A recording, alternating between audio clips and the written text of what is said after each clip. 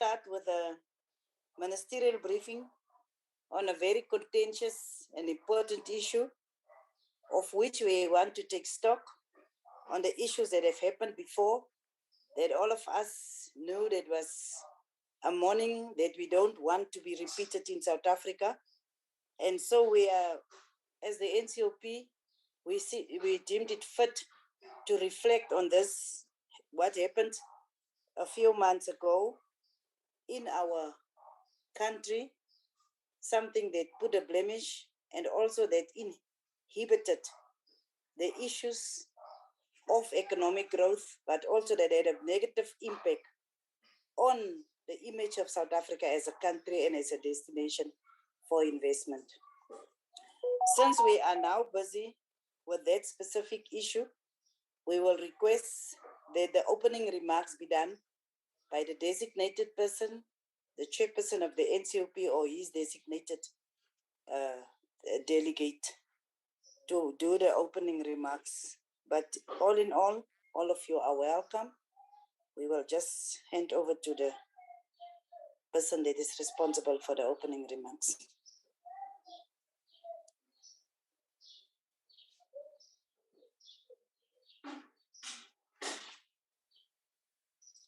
Welcome, Honorable Nyambe.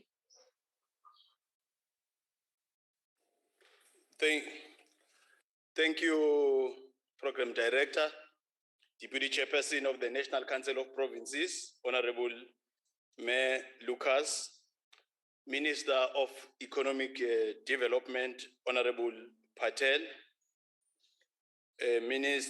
Deputy Minister of Finance, Honorable Dr. Masondo, NCOP House Chairperson, Honorable Mengwenya, NCOP Chief Whip, Honorable Mohai, Honorable Permanent and Special Delegates, Honorable Members of the Provincial Executive Council, ladies and gentlemen, I greet you all.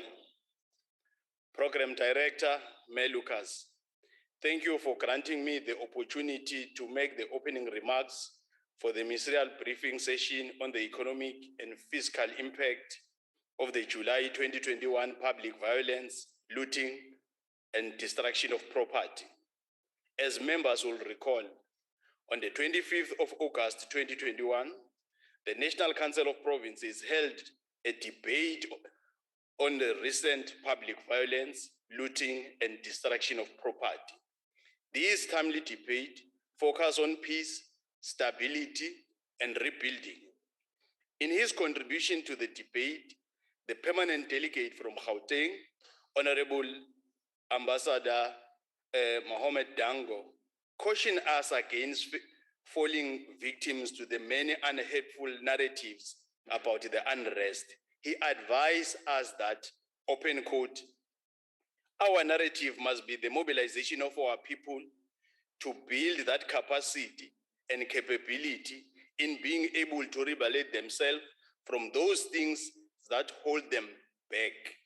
Our narrative must be the role of our people in nation building and social cohesion, in building a more inclusive economy and distribute wealth on a far more equitable basis, close quote. He advised further that, open quote, future NCOP oversight visit must be more specifically dedicated to those matters that have a direct impact upon unemployment, poverty, and inequality, close quote. Program Director, it is indeed a correct assumption to make, as Honorable Dango did in August, that in order to make the country move forward, we must wage a relentless battle against the triple challenge of poverty, unemployment, and equality. That must be prioritized the livelihoods of the poor, their unemployment, the capacity to roll back the poverty, and build the lives of our people to be much more better. As the National Development Plan clearly points out, to eliminate poverty and reduce inequality, the economy must grow faster in ways that benefit all South Africans. It is true that When we address these main challenges, we are putting the critical building blocks towards a truly united, non-racial, non-sexist, democratic, and prosperous society. In this context, oversight becomes an important mechanism in the hands of Parliament that can be used to center our efforts on the things that matter most for the majority of South Africans. Today's ministerial briefing requires that we reflect on the measures to mitigate against economic and fiscal impact of the July public violence, looting, and destruction of poverty, which gripped the province of KwaZulu-Natal and Gauteng. Undoubtedly, the impact of the unrest to the economy is immense. The National Treasury told our Select Committee on Finance in August this year that the economic damage from the unrest could shave 0.7 to 0.9 of the percentage point from GDP growth this year. These, they said, did not account for potential value chain disruption and resultant second round price or output effects. They also said that small business accounted for 89% of those impacted by the unrest. In the past week, the South African Property Owners Association released the results of their survey on the impact of the July unrest and looting. According to their study, 53 properties were damaged in KwaZulu-Natal, 39 in Gauteng, and 1 in Mpumalanga. These are in retail and industrial sectors. In total, they say 2,362 stores were looted or damaged, with 3,217 jobs lost due to the looting. The impact of the unrest on the national fiscus was also clear from the presentation of the medium-term budget policy statement by the Minister of Finance about 2 weeks ago. Minister Godongwane said that the support that is being made available in this regard includes an amount of 11 billion to the South African Special Risk Insurance Association in order to enable them to continue settling legitimate claims from businesses damaged during the unrest.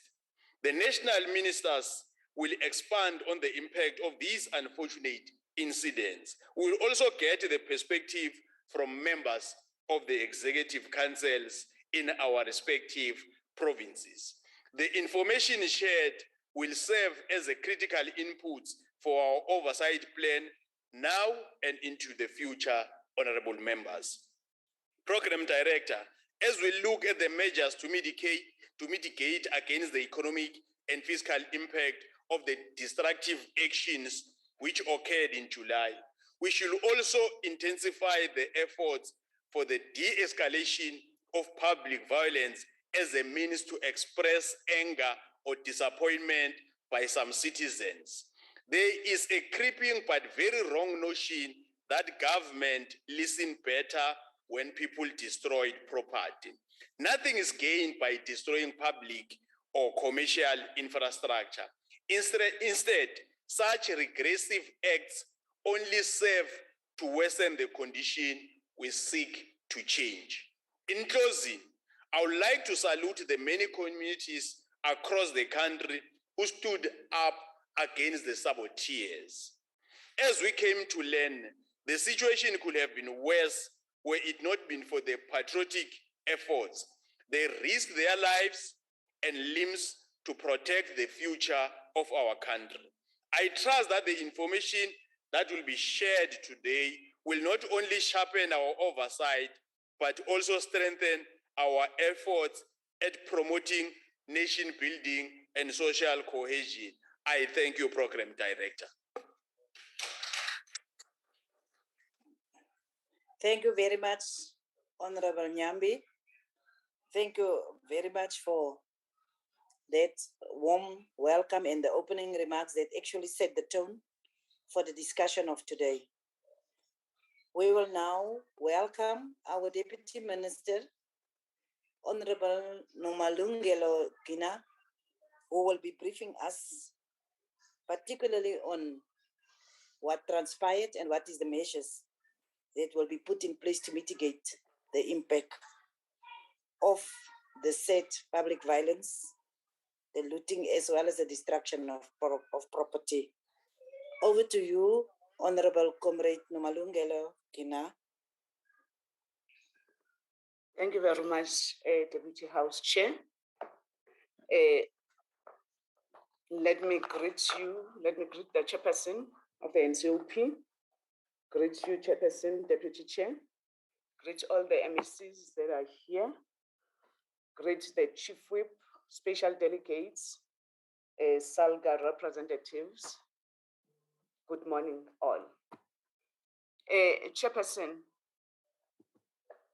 as DTIC, we want to express our appreciation to the NCOP for setting aside this time so that we can have this important discussion regarding the important issue of the July unrest and subsequent government response as related to the economy and savings of jobs. There is no doubt that all of us have drawn important lessons about what happened, and on that fateful week, indeed, when we all recall that July crisis, it compounded the already existing crisis as occasioned by the sustained lockdown. It was during the time where we're experiencing the weak global supply chains, and the recovery from the lockdown, the hard lockdown. We're really experiencing a very difficult time as the country when it comes to the issues of economy. Then boom, came that very painful period that we are here to discuss about. Chairperson, allow me to quote one Prime Minister, the Russian Prime Minister, Primakovich, when he said, I open quote, "The question is whether we are ready to undertake responsibility for overcoming the crisis, or we again sink in debates, mutual recriminations, and half steps," close quote. I'm happy then, Chair, to say as DTIC, together with the MECs in the provinces and the teams and our FDIs, we did not sit down and say, we are watching what is happening, but that is when we took a mission. We went on a mission to visit all the affected businesses, from the looted to those gutted with fire, severely destroying their infrastructure. We met with communities and other leaders, visited communities affected, and addressed meetings of union and shop stewards. And most of the time, we even had our sister departments like Department of Labor and Employment, Department of Small Business, because we understood truly that this should be a concerted effort for us to make sure that when it comes to coming up with solutions, we all go there as the united front of government, and that is what we did. We worked with the key supply chains to secure the flow of food and medicine and to enable retailers to restock their distribution centers and stores. We had to address concerns by neighboring countries on potential disruptions to the flow of goods, identified alternative suppliers where KwaZulu-Natal-based factories and also those in Gauteng were severely damaged. The Department of Trade, Industry and Competition also gazetted exemptions to the Competition Act to enable businesses to coordinate their efforts to secure food, medicines, and essential goods. The department published a special rebate facility that enables manufacturers whose businesses were damaged to import free of duties those goods not available locally. And I want to emphasize that because when it comes to the reconstruction and the recovery, the issue of localization is one thing that we're emphasizing, of which I will talk into that even when I talk to the businesses that we are assisting to make sure that when it comes to the issue of localization, it's one thing that we're emphasizing. So even now, those import free of duties were specifically for those goods that were not available locally, subject to commitments of rebuilding their business locally. We engage international investors' concerns regarding security, stability, and safety of personnel. Chairperson and honorable members, the Minister of Trade, Industry and Competition announced an economic recovery fund of about 3.7 billion response as a relief package, which was disbursed to our agencies, the IDC and the NEF. The DTIC group drew on multiple sources to qualify and to quantify the extent of damage in order to develop appropriate support measures to assist companies. These included a self-reporting survey of business, estimates by South African Property Owners Association based on their member feedback, and projections by the South African Council of the Shopping Centers. A technical response team was established, composed of a senior management, all the DTIC development financial institutions and Department of Small Business Development agencies to address the need to move with speed. A financial package was developed within the first 2 weeks of the unrest, drawing on discussions within the government and between DTIC agencies. To take account of the challenges with the normal approach, the DTIC institutions, that is the National Empowerment Fund, known as the NEF, and the Industrial Development Corporation, the IDC, developed a pipeline beyond traditional IDC NEF clients, using both conventional application processes and following up on DTIC surveys results, as well as site visits and virtual meetings. We allocated 650 million rands to NEF from the DTIC 3.7 billion to assist the affected business through loans and grants. In addition to that, the NEF allocated 100 million from its balance sheet and later secured a further 150 million from the Solidarity Fund as grant funding. These funds were used to provide much needed relief, to rebuild and replace totally and partially destroyed infrastructure, loss of stock, etc., which resulted in thousands of South Africans being out of work as the source of their livelihoods, which have been destroyed. The NEF teams, comprising of 30 investment professionals, comprising finance and risk assessment specialists, legal advisors, and others, were deployed on the ground across both Gauteng and KZN in areas as far as Ezingolweni, Mtubatuba, KwaNongoma, Ixopo, Umkhanyakude, Jozini, Umlazi, and so many, and in Gauteng, Soweto, Alexandra, Katlehong, and other rural areas and township areas. A district municipality approach was taken to ensure coverage of all affected areas.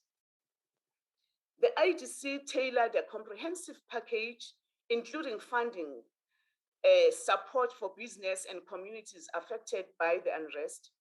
The response comprised a recovery package totaling of 1.5 billion, made up of the following.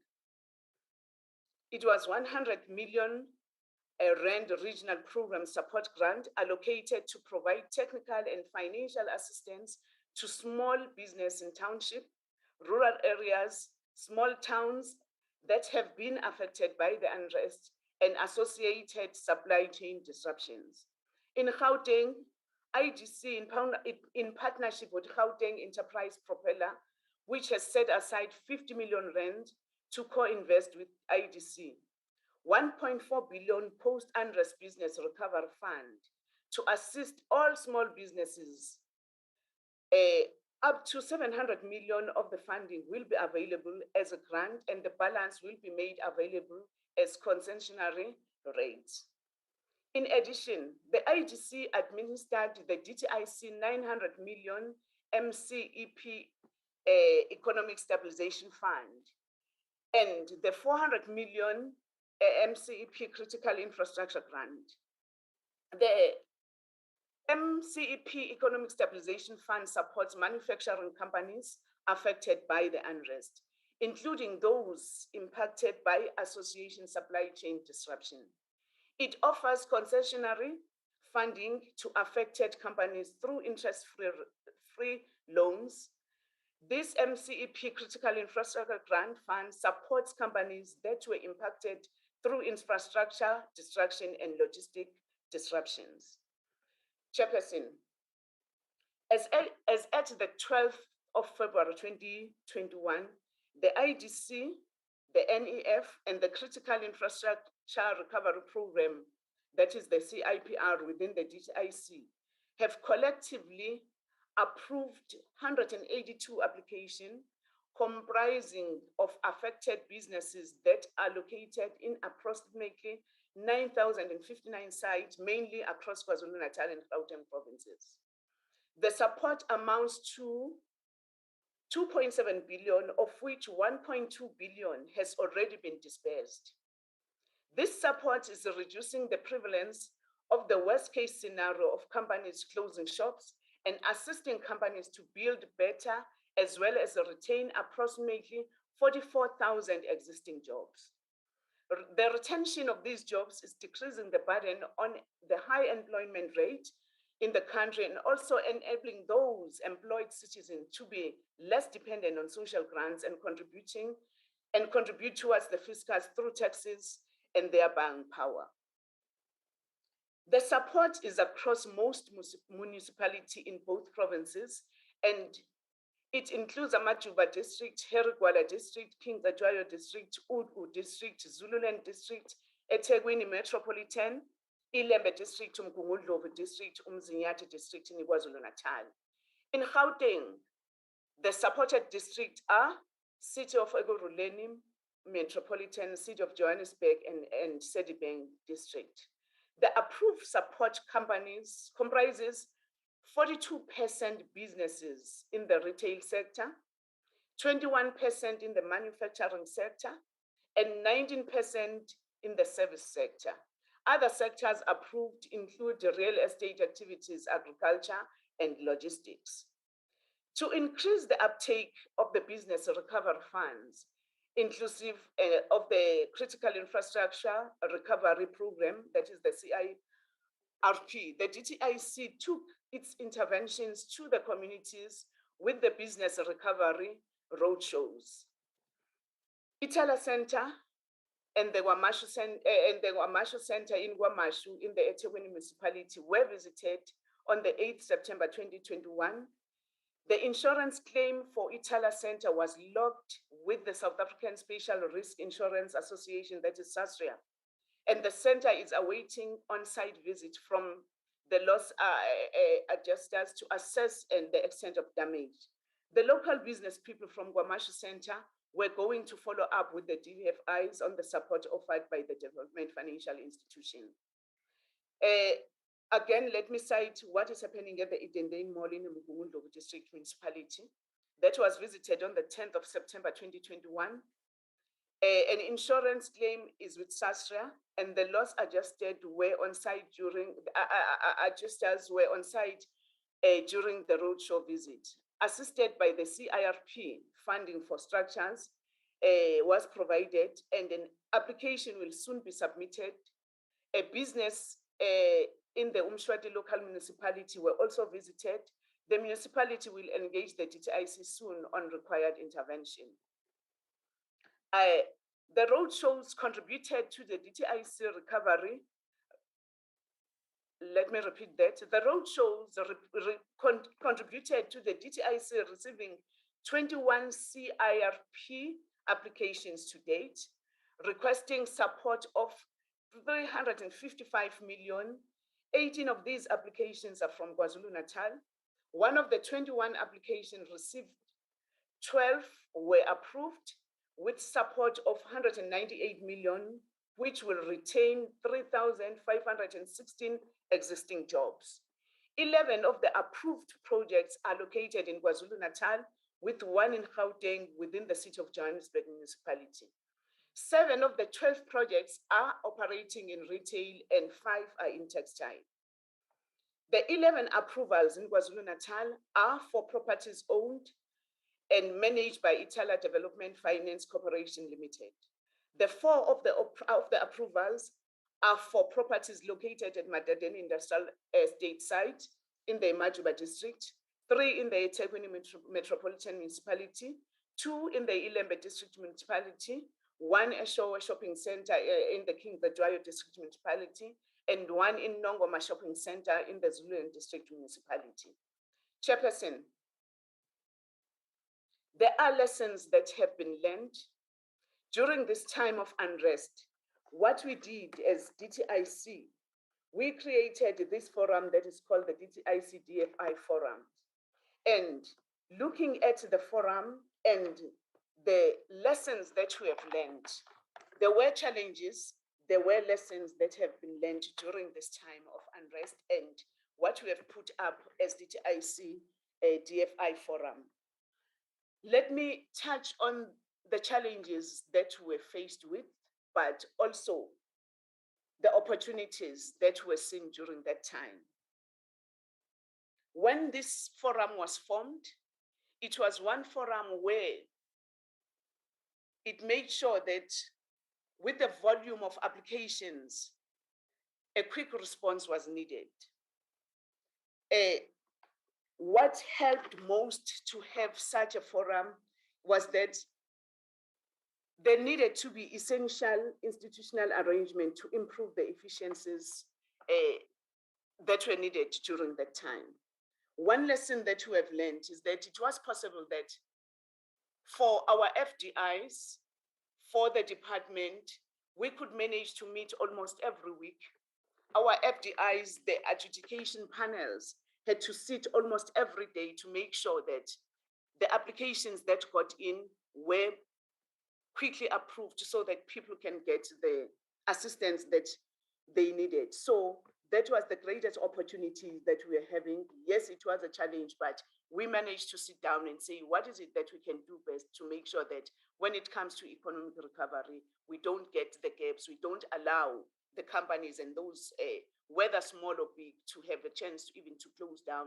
Let us have the economy back, let us have the situation back to normal. And it's one thing that we managed to do. Special approval committees established, made up, there were so many special approval committees that were established, and the way that we managed to coordinate the publicity events in partnership with the 2 DFIs, in partnership, that is DTIC, NAF, and IDC, partnering even with other departments. It was one opportunity that we said, it's possible that as a government, we can have that united front and we work together. There were possibilities then, again, when the challenges that we're faced with as we're undergoing this process and program, it was the possibility of double dipping. But again, it ended up being an opportunity when this forum sat down and say, what are the things, how can we mitigate the challenge that we are foreseeing, where there could be possibilities of double dipping.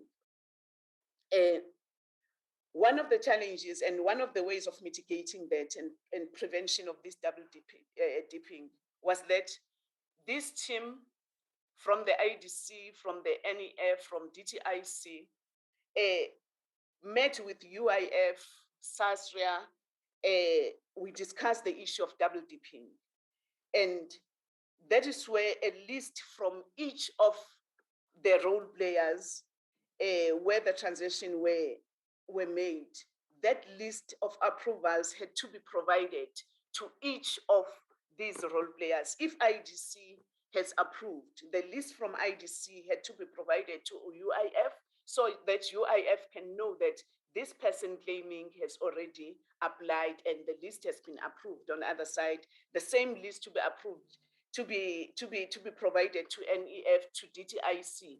And by so doing, that was a very good method of mitigating the issues of double dipping. And we believe that it's one area, again, through this period, those are the lessons that we have learned, is to say, even in future, how best can we work together? Because we have said through the opportunities and the lessons that we have learned, we can leverage on that, on those that even in future where the need arise, and even under normal circumstances, those are the experiences and the lessons that we have learned to say we can work together and make sure that we deliver the necessary services that is needed for our people. Another thing that we have learned is to say, with the companies that have been assisted, I'll just cite an example of the NEF, where when it comes to the issues of localization, when you sit down with a company, assisting such a company, that was one thing that was emphasized, as to say, we are assisting, we are giving you this funding, we want you to be on your feet again, but we make sure it was one thing that was highly, highly emphasized, as to say, even in your procurement, let's start to make sure that we procure locally so that we build our economy within the country. Let us avoid by all means to go out and procure from other countries. So there are a lot of lessons that we have learned, and we hope that we are going to be applying them as we move forward. Chairperson, again, I would love to say the July unrest represents the worst chapter in our history book. It was a setback. It is still a setback to us. It sent our economy into tailspin.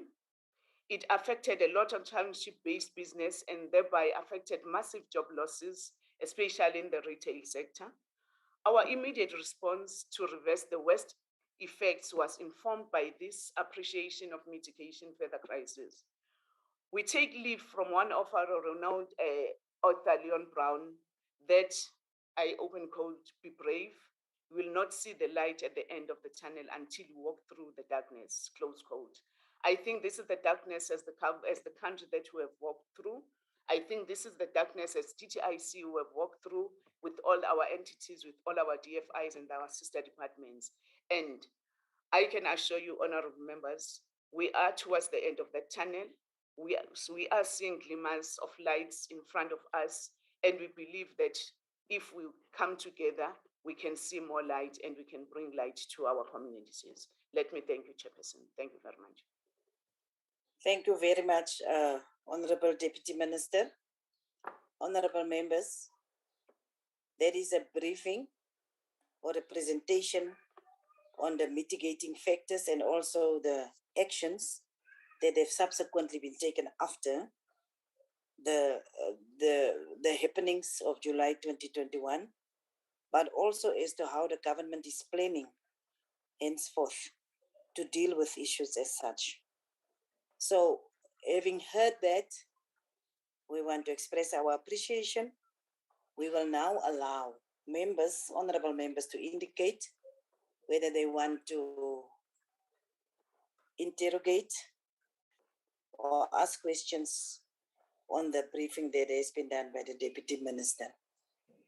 Members, I will request that Honorable Nyambe assist me inside the house, and I will begin with those that I can see on the platform. And that is, at the moment, it's Honorable Bibi that have indicated that she wants to start the engagement. It is Honorable Bibi, Honorable Khai, and Honorable Tutoy. Honorable Bibi.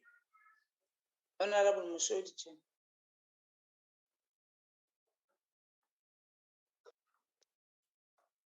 We will identify the members as we continue, but we will ask Honorable Bibi to start immediately. After that, it will be Honorable Khai, and then Honorable Tutoy, Honorable Moemang, and Honorable Mama Rekhane.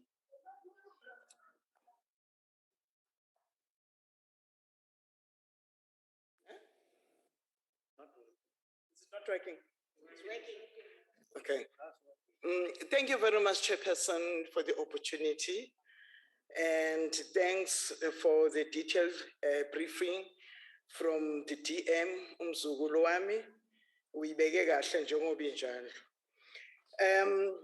DM, many business that reopened their doors after receiving the necessary support from the government were unable to resume operations at full capacity as they were before the unrest. My question, DM, is are there any measures in place to assist these businesses to restore operations at full capacity? If not, why not? If so, how many have been assisted and how many jobs have been restored? Thank you very much, Deputy Chairperson Mama. Thank you very much, Honorable Bibi. Honorable Dutoy.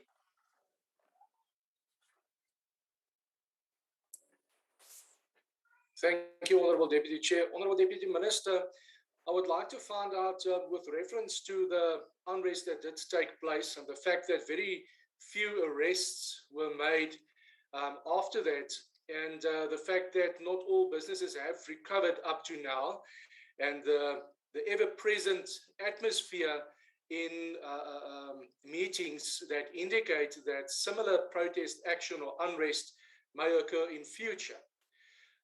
What is your take on this? Would you say that there's a high probability of similar unrest to take place in South Africa during this year? And if so, is your department ready to assist businesses again, in spite of the fact that state coffers is empty and that unemployment is at an all-time high? Thank you, Deputy Chair. Thank you, Honorable Dutoy. Honorable Khai. Thank you very much, Honorable Deputy Chairperson. Greetings to you, greetings to the Deputy Minister and all MECs present.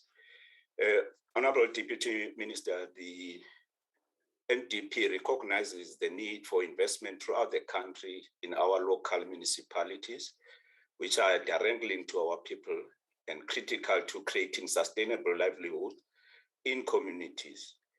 The devastation of the July 21 violent incident in KwaZulu-Natal and Gauteng has worsened the situation, particularly in the two provinces.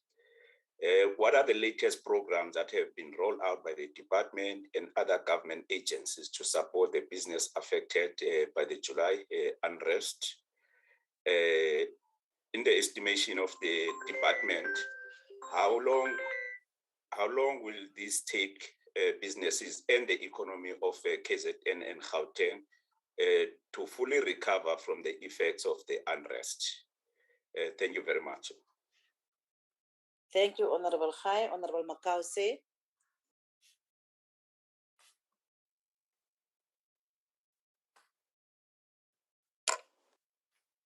Thank you, Deputy Chairperson of the Council. Deputy Chair, the unrest that were witnessed in July this year, this was a direct retaliation of the masses of South Africa, those who remain poor, unemployed, and without food on a daily basis.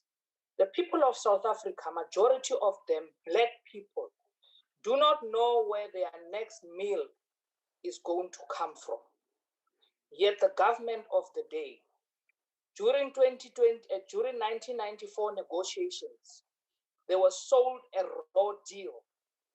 They were sold a deal that never materialized.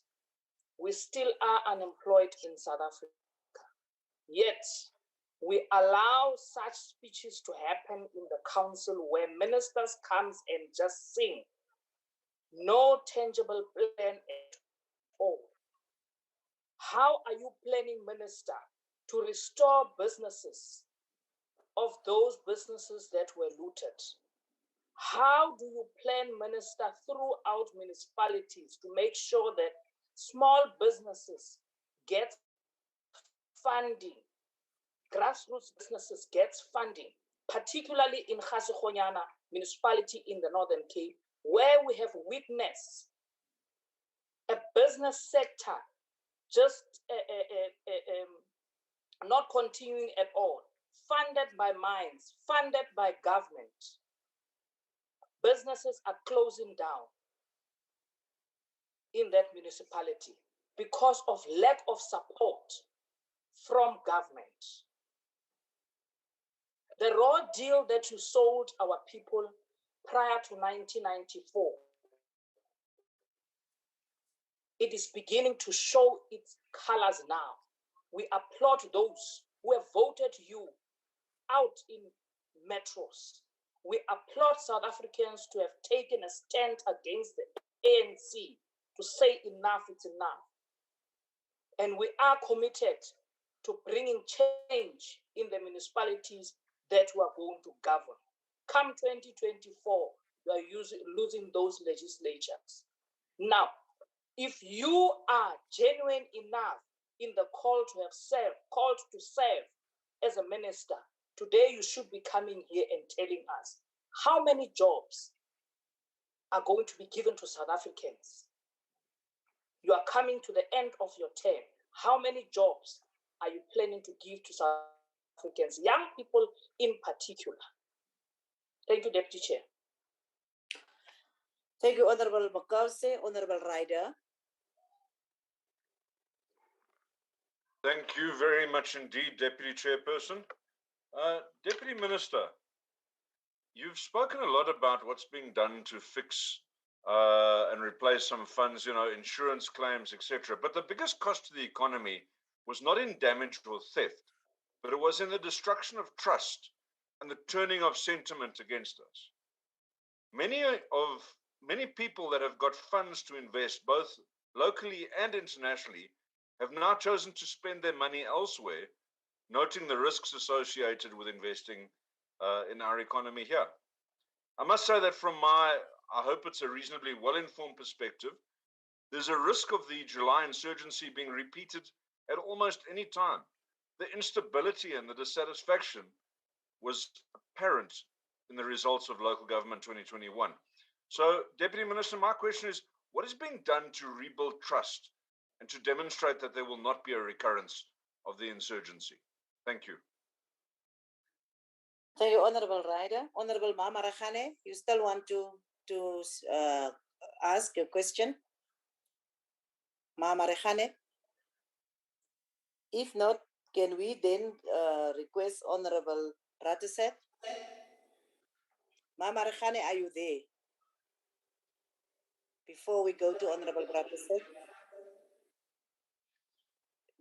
I will go to Honorable Rataset. Mama Rakhane, I will come back to you. Honorable Rataset.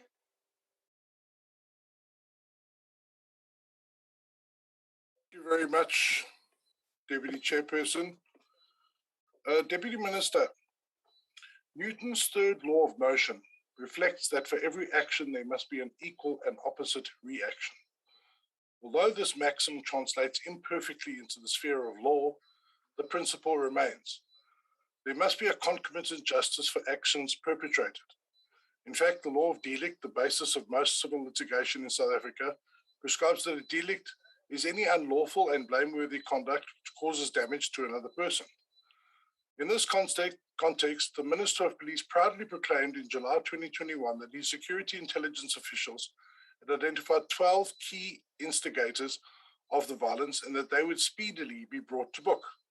According to Minister Kele, these instigators caused the unrest using social media. So their conduct was unlawful, blameworthy, and caused damage. The briefing today revolves around the mitigating effects of the unrest. Civil litigation by these harmed would certainly mitigate the effects of their loss. Deputy Minister, the unrest in July, as you have stated yourself, was the single biggest threat to the constitutional democracy of South Africans since 1994. The entire cabinet should be seized with this issue, not just the Minister of Police. Minister, you stated here today that you are concerned about the economic impact of this unrest on South Africans. But how can we take you or your department seriously when you say absolutely nothing about those responsible for the loss suffered? Why should we tolerate your party's internal conflicts that spill out onto the streets of South Africa? And finally, why is your government determined to protect the members of the ANC Golden Circle at the expense of ordinary South Africans? I thank you, Deputy Chair. Thank you, Honorable Rataset. Honorable Lee. Honorable Mushodi, Chair. Mushodi, you didn't indicate, but Okay. you've indicated now. I will take Honorable Lee now. We'll take note of you. Thank you, Chair. In order to come to terms with the economic impact of the unrest, A discussion has to be had about the cause of the July uprising. Does the minister agree that the unrest was as a result of the ANC factional issues and that the ruling party lacks capacity in dealing with the challenges faced by the people of the South Africa? Thank you, Chair. Thank you, Honorable Mushodi. Thanks very much, Deputy Chair, to allow me to ask the question. Let me start to thank the presentation from the DM. My follow-up question, Honorable Chair, is what collaboration efforts are in place with the private sector and civil society to resuscitate their business activities and provide support to the business that were affected by the unrest? Thank you very much, Chairperson and the DM. Thank you. Thank you, Honorable Mushodi. Honorable Baha. Thank you, Deputy Chairperson, and we welcome the presentation by the Deputy Minister.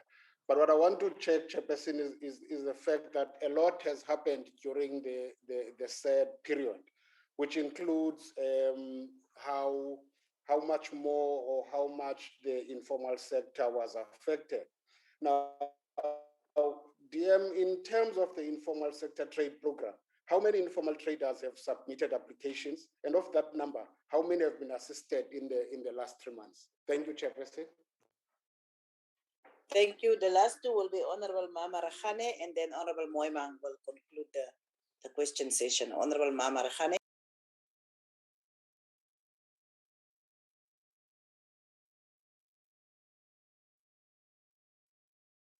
Chair. Yes, Honorable Mama Rakhane, are you there? Hello, Chair. Yes, please. You may continue. Honorable Slindele Tulu and Honorable Matabola, they also have questions. Thank you, Honorable Deputy Chairperson, and greetings to the Deputy Minister. Yes. You may continue. Continue, Honorable Deputy Chairperson? Yes, please do. Okay. Please do. I'm the Honorable Deputy Chairperson and greetings to the Deputy Minister.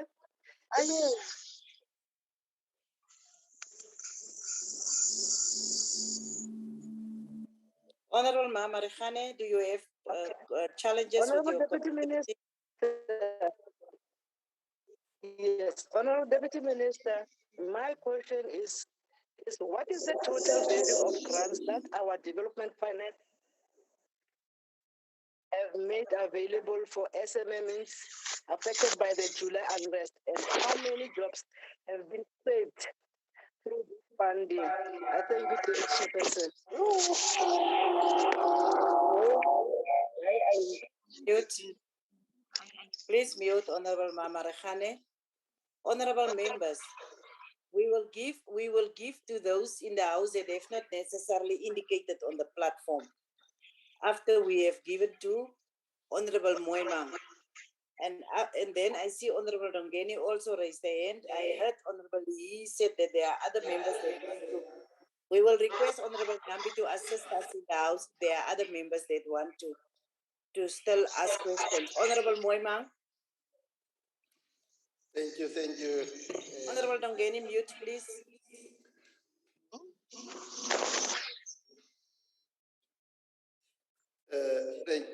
Thank you, Deputy Chair, for the opportunity. And my recognition to the DM. DM, my question relates to the impact and the extent that this July disruption had on our manufacturing value chain. This is important given the centrality of the manufacturing sector, particularly as a key driver to the industrialization and localization program to create mass decent jobs. So the question will be how and to what extent has this unrest affected the manufacturing value chain in KwaZulu-Natal and also Gauteng. Secondly, DM, what measures have we put in place to ensure that the local businesses that these manufacturing companies were supplying do not resort to the importing of products and services that ordinarily should be the within the ambit of the localization project. Thank you, DM. Thank you, Deputy Chairperson. Thank you, Honorable Moimang. Honorable Ndongeni. And can the other members please lower their hands? Because I see all of those you that have spoken are still, your hands are still up. We will now give to Honorable Ndongeni. Honorable Nyambi, if there is any other person inside the house that I couldn't see, can you please just identify them so that they ask the questions? Honorable Ndongeni, and then Honorable Nyambi will identify those that are not showing on the system. Thank you, Deputy Chair. DM, at the height of the July unrest, we saw some supermarkets and retailers inflate the price of basic consumer goods, which had a negative impact on ordinary citizens and possible deepening hunger and food insecurity. My question is, what control measures have been National Consumer Commission and Competition Commission adopted to avoid a recurrence of this situation? Thank you, Deputy Chair. Thank you, Honorable Ndongeni. Honorable Nyambi, can you indicate whether there is any other people that want to speak from inside? Yes, Deputy Chair, there are only three. It's Honorable Labuskachne, Honorable Dango, and the last one is Honorable Bosho. Only three in the House. In that order, Honorable Labuskachne, followed by Honorable Dango, then the last one will be Honorable Bosho, Honorable Deputy Chairperson. Thank you very much, Honorable Nyambi. Can I ask? Who is Listening shouting? to. Okay, sorry, Chair. Who is shouting? Yes, Honorable Member. Honorable Matebula and Honorable Slindile, they also have questions. They're struggling to log in. Can I take their questions? Honorable Lee, you want to take the questions? Yes. Yes, you, Honorable Lee, there are three people that have been identified inside the house. Can they just ask the questions? And after that, you will ask the questions of the two members, and then we will then conclude like that. Thank you. Thank you, Chairperson. Deputy Minister, in your department's presentation to the Trade Select Committee on the 31st of August 2021, a plan was revealed to extend a blended finance solution to businesses affected by the unrest. A total of 18 requirements were set for these applications to be successful. Given the mountain of red tape placed before businesses in severe distress, how many businesses have been assisted in this manner in the past 3 months? Thank you. In that order, as indicated, Honorable Dangor. Deputy Chairperson, Deputy Minister, thank you very much for joining us today and informing us. Given the perception of the lack of security in the public and private infrastructure as evidenced by the coordinated attacks in Gauteng and KwaZulu-Natal, how is the state going to help and incentivize the private sector to fund the gap? Thank you very much. Thank you, Honorable Dango. Honorable Boshoff. Thank you very much, Deputy Chair. Minister, in a SASRIA presentation given to the Trade Select Committee on 12 August of this year, the estimated SASRIA claim amounted to approximately 50 billion rand. At that time, only 116 million had been paid out. Given the injection of funds from Treasury, what progress has SASRIA made under your watch to ensure the acceleration of the rate of payments to the claimants? Thank you, Deputy Chair. Thank you, Honorable Boshoff. Honorable Matibula. Thank you very much, Chair, and my apologies for not switching off my camera. I've got a load shedding in my area. Minister, which measures have you put in place to ensure that all small businesses and informal traders affected by the protest are fully compensated for their losses, given that a vast majority of them were not insured and that there exists a possibility that a large percentage of these businesses might close permanently, especially in Gauteng? Thank you very much.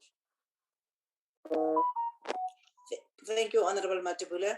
Honorable Makasa, you have asked a question. Is there any reason why you are not lowering your hand? Yes, Chairperson. I want to ask another question. Honorable Makause, can we just be fair to honorable members? I think you have really spoken for a long time. We have allowed you. So is it that you haven't asked your question in that time? Deputy Chairperson, are you going to allow me to ask your question, Honorable Makause? Deputy Minister, the economic damage resulting from the unrest could potentially reduce South Africa's national GDP growth for 2021. This will ultimately also have an impact on investment.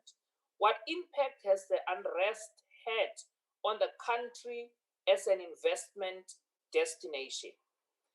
My second question, beyond the short-term impact of financial markets, and with the rand initially sliding significantly during the public violence, whether this has hurt foreign direct investment flows as well as international tourism to South Africa.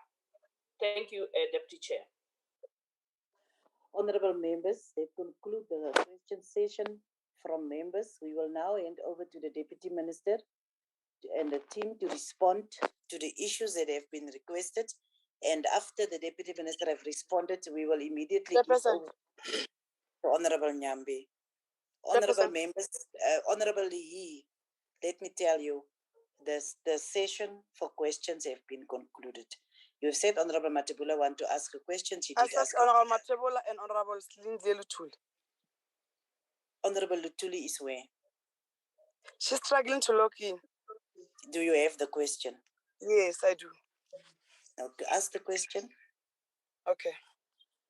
Process actions are interpreted as way of engaging politically with the government to express dissatisfaction with poor services delivery and generally with how government is running. Given how the government has no control or power over protest, what methods of intervention and have been implemented to ensure that as a country we don't see protests of this magnitude in South Africa? Thank you. Honorable Dina, I will give to you, Honorable DM, to respond, and from there, Honorable Nyambe will take over the process. Thank you. Thank you very much, Chairperson. Thank you very much to the honorable members for the questions, of which most of them are even giving us more thoughts and, how we are projecting and making sure that we mitigate and we assist our businesses. But I will respond and also, I'll try to respond to almost all of them. Honorable members, maybe let me first start by responding to the main question that I've had coming up, of which in some of the questions, Chair, I might not respond to question per question because some of them were almost the same question, referring to the same thing, but asked in different angles. Let me start by this one, Chairperson, of how do we as the department, or what can we do as the department, and what measures can we have and put in place as a department to make sure that such protests, such things do not occur, and what assurance can we give to our investors, to our businesses? It is a little bit of a difficult question, Chairperson, to respond as DTIC alone. Yes, as government, as honorable members have said, it's one, I can assure you, it's one item that when seated even in the cabinet committee meetings, and for sure, even the cabinet ministers, they do look at that and say what is it that they can do to make sure that we are aware and we are prepared for such things. Are there any things, are there any measures and controls that we can put in place in making sure that we don't find ourselves in the same situation that we find ourselves? And I can assure you, Chairperson and honorable members, that the Department of Police, it's working on that. Us also as the Department of Trade and Industry, we fully rely even on the updates that we are getting from the police, even on the issues of making sure that there are consequences, people who have distracted, how many people that have been arrested when it comes to that. It's something that really from my side as DTIC, I cannot boldly and talk to, but the Department of Police, they are in charge of that. We get the necessary information even ourselves when we need to look at that. Like one a requirement, even when the business people are applying for the assistance, one thing that we need, that we require from them is to say, have you reported the case? Is there any case number? It shows that we are working with the Department of Police, but really I cannot be confident and say how many arrests have been made and so forth. But with the investors, with the companies that we are working on, we fully work with the Department of USAPS in making sure that whatever information that we need, we do get that. But really on the issue of assurance, I know that talks to the question again that was raised as to say, what is it that we say to our investors? Because we know and we understand that for the investor to be comfortable and to be attracted to come and invest in our country, investors must be confident and be sure that the environment is safe. Yes, we do sit with our investors. We do have those discussions as to say it was very much unfortunate, but really others are still willing to come back and invest. Some are not even willing to do that. I can make an example. If you go to KZN, you go to the hotel that is close by ICC, the Hilton Hotel. That hotel is one of the hotels that has been doing very well.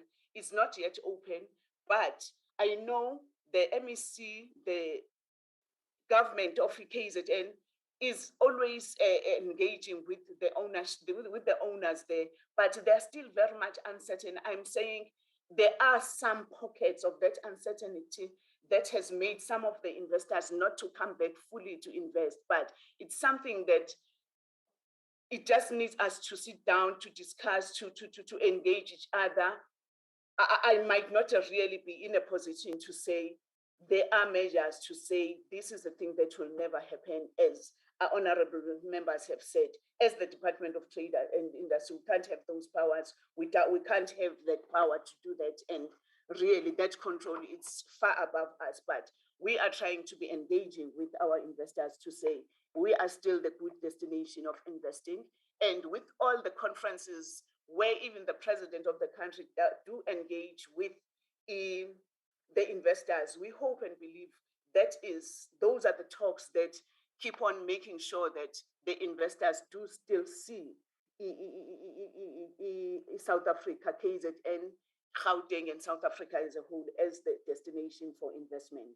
And I can cite for an example, even just this last weekend, we had a very good intra-African trade fair in KZN KwaZulu-Natal. It was well attended. People were excited. There's so many deals that were reached through the trade fair. So many investors. The pipeline has been very much open. That gave us hope, as to say people still see South Africa as the place to invest. But really, I hope and I still believe that that's one thing that we should all be saying. What is it at all of us in whatever corner that we can make sure that what happened in July, we don't see it happening. I know there was a question as to say, do I agree as to say it was due to ANC factional matters? Really, as I'm saying, SAPS is dealing with those issues. That's one area that I cannot say it was ANC factions and so forth. I don't agree with that. I don't deny it, but we are waiting for the investigations. We are waiting for the engagements led even by SAPS to make us know exactly what happened, what triggered that, so that we can all sit down again here and discuss at this level without assumptions, but knowing exactly what triggered the whole thing that happened. So it's one thing that I cannot say I agree, I don't agree, but we are saying let us wait for the processes to unfold. Let us get to the bottom of what triggered what happened in July, so that we can take it from there and say in future, what is it that we can do then to prevent such issues to happen? And I hope really all of us as we are in government, all of us as honorable members, it's one thing that we are going to be working on and say, if ever there are indications that are there, what is it that we do to make sure that we prevent such happenings to happen as it happened in July, since we all agree that it's one thing that has not been good for our country. And we don't, all of us, I can assure you, we don't want to see this thing happening. So even on the issues of consequences, really, we are still waiting for EU SAPS to make sure that when it comes to those arrests, we see those perpetrators being taken to book. And I think all of us, it's one thing that we are waiting for. The number of companies that have been assisted, I can send the follow-up response, but I will just break down according to the information that has been presented to us. At the present moment, let me start with IDC.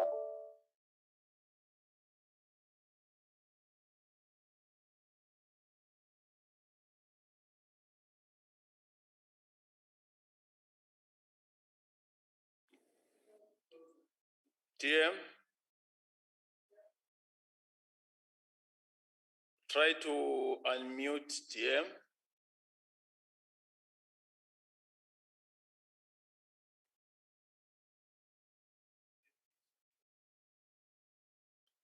If you can try to switch it off and switch it on again, probably it will be working.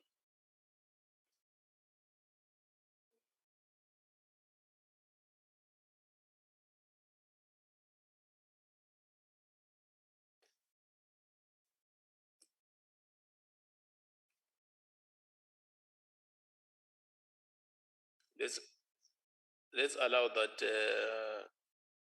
2-minute comfort break whilst the TM is still trying to sort it.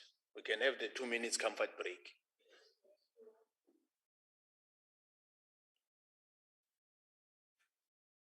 Zama, whilst we have the 2-minute comfort break, try to contact the TM so that she can be assisted to be back online to continue with the process.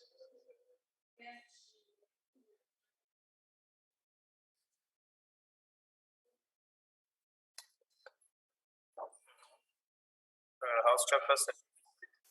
Yes, Advocate. Yes, it appears the Deputy Minister has lost. It's back. But she has lost connection. Load shedding? What are you saying? I'm saying it appears she has lost connection. Yes. That is why we're now on a 2-minute comfort break while trying to get hold of her and see what we can do. Probably After a minute, you'll revert back to me and advise me accordingly. Thank you very much, Officer. Thank you, Advocate.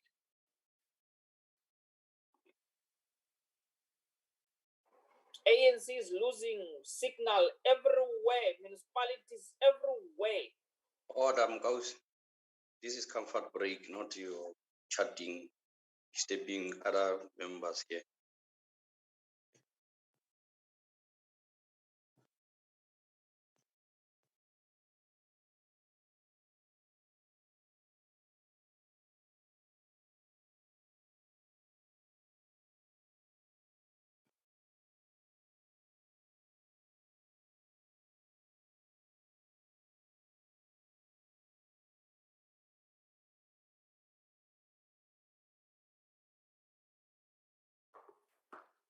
My apologies, Chairperson, I'm back.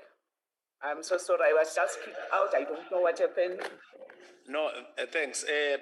Thanks. We're happy you are back at long last. Let's allow a minute. We have given the members a 2-minute comfort break while still trying to get hold of you. Oh, okay. So, thank you so much. Members, can those that are still outside, they must know that the DM is back, so that after that 2 minutes, we can be in a position to start. But whilst doing that, you can still sort yourself out, DM, and make sure that everything is in order so that we can continue with your responses. Thank you. I'll indicate to you once members even in the house are back, and those that are connected from the virtual platform, all of them are fine. Thanks.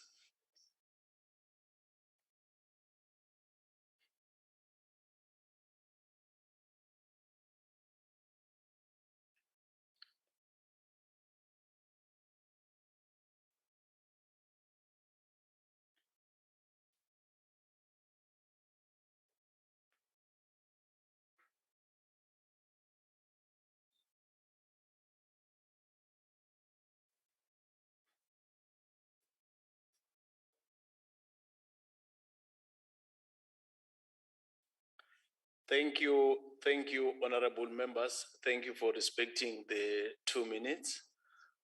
Sorry for that inconvenience, colleagues. Let's allow the DM, it's back.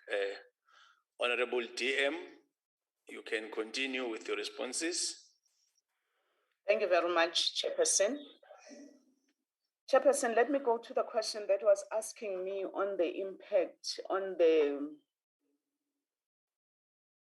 manufacturing value chain, the issues, how it has impacted localization and so forth. Yes, there's been a huge impact on the manufacturing value chain, of which for now I can't quantify, because it's one thing that we're still working on, is to say, as you are assisting, but how huge the impact is. But I can make an example when it comes to some areas where really the impact has been. I'll make one example of the company in Ladysmith that is producing towels. I can make an example of companies on shoe industry and so forth, where there's been a lot of impact and on the issues of value chain, as to say, where do they source their raw material coming to them up to the final product, and also the big shops where they are supplying to. And we have found that the shops, like these big shops, the retail shops, where they are getting from these small companies, really, there's been a lot of impact from the value chain, from their suppliers, and it has affected them, of which we are saying that can even lead to them wanting to get their supply from outside the country. And that is where we get in as DTIC, as to say, where there is that have been that impact, what is it that we do quickly to make sure that we restore the whole issue of the supply, so that we don't see the retail stores saying or having that ammunition on their side, as to say, we can't get anything from locally, and we are getting out to depend on the imports. So it's one area really. I can make an example of clothing and textile. We have seen a lot, but as the department, that is where we are assisting all those companies in making sure that we don't break those value chain that much. Whatever they had, they can still supply, but we've worked very hard in making sure that we restore the issues of value chains. But as I'm saying, there might be other companies of which we haven't worked with, but every day we're still getting those responses, and we are very quick to respond to that in making sure that we restore the issues of all those value chains that can have been impacted. But when it comes to the full restoration of all the companies, all the business that have been working, as you are saying, some of the big businesses, NEF together, we all had a meeting, it's just one example, with the shopping mall owners, because most of the shopping malls have been destroyed, have been affected. From that meeting and getting the assessment even from the insurers to say, what is it? How can we quickly restore even the infrastructure, the buildings that are there? In some of the malls, you get the assessment results to say the whole building needs to be destroyed, needs to be started afresh. Then that prolongs again the full restoration of the economic activities that we are having. So we have quite a number of malls that needs to be totally destroyed and restarted afresh. And that has got a negative impact even on small businesses, the tenants that were working within those malls. And it shifts even the date of to say, when can we say the full restoration we can be talking about? So it's one thing, and again, there is a question on SASRIA, because I want to link it to what I'm saying. Even SASRA, the payments, the repayments of the insurances, the claims that have been out, of which SDTIC again, I was happy it was going to be much better if Treasurer was here, because they are the ones that have to give that responses to say, when soon can we see SASRA paying out all the claims that have been there, because that will also speed up the process in making sure that when it comes to the restoration of business that happens, we are also relying on that. We are working with SASRA, but I might not have the final response to that as to say when, how much are their claims and when can we see really the payment of all the claims that are needed. But it's one area we are looking forward to, because it is going to assist us even as DTIC in making sure that with the assistance that we are giving our businesses, our companies, our business people will be able to start and continue with their businesses. On the issue of informal traders, yes, as DTIC, we had a portion of assisting them, but the bigger part of the informal traders that solely relied on small business.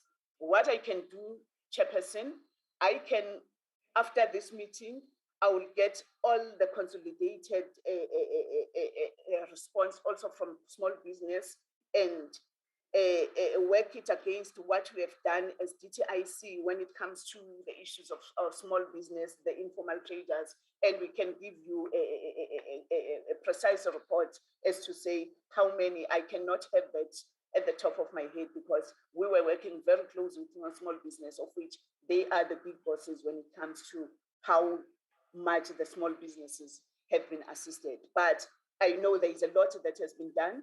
I can give you even an example, even with the hawkers, those who were selling on the street, there were some chunks of money that were given to them when they came. And what was more interesting on the teams that were deployed to the provinces is the assistance that was given even to those small traders when they wanted to claim. They were not just given a blank paper, but the staff was there assisting them for them to get that 3,000 or 3.5 to go and restore their stock. The team was there assisting them, and throughout with all the businesses, we had the team, those teams that were on the ground, making sure that they assist these people. There is nowhere where we are saying people could not have claimed because they couldn't understand even the requirements that they needed. That's one thing that happened, and we get a very good feedback from most of the businesses that have been assisted to say if government can work the way they've worked this time to make sure that they are held by hand in making sure that whatever is needed, they are assisted to get it. E-government can do a great job. And it's one of the lessons, as I've said in my presentation, that we have learned and we are going to be leveraging on that, as to say in future, how best can we make sure that when it comes to assisting our people, that is what we are doing. Collaborating with private sector and how are we giving support to businesses? Yes, we are working with our business sector. With the private sector. As government, we cannot manage to do this alone. If private sector is on board, all of the time we have meetings with them. Some of them were affected already, but we are saying together, what is it that we can do to build up when it comes to our economy? So it's one area where all the time, most of the time, the businesses, it's our private sector businesses that were affected. Most of the time we are seated with them is to say, what is it that we can do better when it comes to claims, when it comes to, we are even assisting them financially and otherwise, because what is nice with the assistance that we are going all out to these companies is not only the financial support, but also we are assisting them in making sure that when it comes even to linkages with the products that they are producing, linking them with the relevant people who want such products, whether it's trade outside or inward, that's the assistance that we are giving, and we are finding joy when it comes to that with the companies. There is a mention of the company in the Northern Cape where, due to the lack of government support, the company is closing down. Honorable Mukawusa, I know he has raised that. I might not be sure of that company right now, but in Northern Cape, can take care of that. If ever it's something that needs to be elevated even to our side where we need to assist, it's something that we can look at, but really there was no way that it could have been covered on this presentation because the presentation for today was solely focusing on KZN and Gauteng due to the unrest protests that have happened. The companies that have been, business people that have been assisted this far, I will do the breakdown with IDC. At the moment, as I'm talking, the total approvals that have been made are 85, valuing to 2.31 million. The jobs that have been saved are 34,626. And the sites that are included and involved in that claim that I'm talking about, we're talking about 8,907 sites. The direct beneficiaries to that I've just mentioned are 71, and the intermediaries are 47. So that is where I can say we have done. So the direct jobs that have been saved by IDC alone, we are looking at the jobs that are around 34,626. Going to NEF, we are looking at the jobs around 4,589 jobs that have been saved due to the support that has been given to the companies and the business people due to the unrest. So I think there's so much, again, that we need to do, but I can assure you there are quite a number of jobs that have been saved due to the assistance that we have been given so far. The 18 requirement, the blended finance, I think it was Honorable Boshoff who have asked to that. Yes, we have done that. We have assisted. These are the numbers that I'm stating that have helped us in making sure that we assist the businesses. The small business, as to say, how have they been compensated and what is it that we are still doing and we have been doing to make sure that we assist? I can assure you, honorable members, the road shows that we have held have assisted us a lot. They've opened up a lot. They've even helped us to reach to the people who did not even know that much of the department as such and the assistance that we are having as Department of DTIC. The meetings, the road shows, the engagement with the traditional leaders, the engagement with the municipalities, engagement with the youth, with the workers themselves, they open up and we managed to get a good platform of saying and addressing the issues and selling our services to the people, as to say, beyond the assistance that we are giving during the time of this unrest, but these are the services that we are offering as the government. These are the services that we are offering as DTIC. And through that, really, we have opened up. There are so many people now who have got even more interest of applying and getting more assistance. And we can assure you it's one thing that we are working on. And we believe DTIC will always play that role in making sure that we assist the companies, we assist the businesses, and we open up our own, when it comes to the issues of industrialization, we truly believe that is where the backbone of the economy of the country is happening, and the assistance that we are giving to the companies, and even in opening up more opportunities, trade opportunities on their production. It's one thing that we are working on and we are trying to be big on. Lastly, Honorable Chair, there was a question on the issue of the interventions when it comes to the price inflation that we have seen and experienced during these times. It was during the lockdown period time, during the times of protest. We have seen our two commissions coming up, the National Consumer Commissioner and the Competition Commission. They've played a very important role and a very crucial role when it comes to that. There were so many people who were taking advantage of the poor and taking advantage of the situation, and we have seen these two commissions intervening there.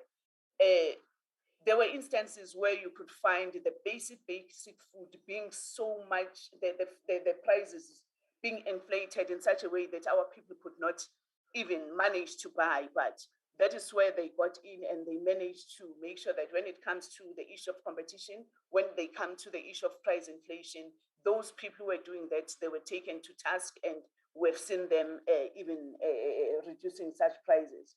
And even during the time of lockdown, you can remember there was once an issue of cement where it was escalated, and those were the things, the interventions through our entities in the department that we got in and make sure that the prices are regulated, they price according to what is expected in the country to be. So it's one area, again, that has been problematic.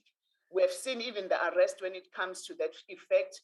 During these difficult times, there were even a lot of pyramid schemes that were being started by those who wanted to exploit the poor, because they took advantage to say people are no more working, so they want easy money and so forth. We have seen a lot of pyramid schemers that have been arrested, even have to pay back to the government the money that they have taken from the people. So I can assure you it's one area where the National Consumer Council and the Competition Commission have played a very important role in making sure that those who are exploiting our people are taken into book, and they face the consequences of what they've been doing. Thank you very much, Chair. Thank you, Honorable DM Gina. Honorable members, we now move to the part of the briefing on provincial and municipal measures to mitigate against the economic and fiscal impact of the July 2021 public violence, looting, and destruction of property. We'll be having the briefings from different provinces and SALGA representative. The first MEC is Honorable Mohale from Free State Province to present 10 minutes. MEC, Honorable Mohale, Free State. Thank you very much, Chair. Thanks to the opportunity you afford to the province of the Free State to also make presentation. Greetings to all honorable members in the House.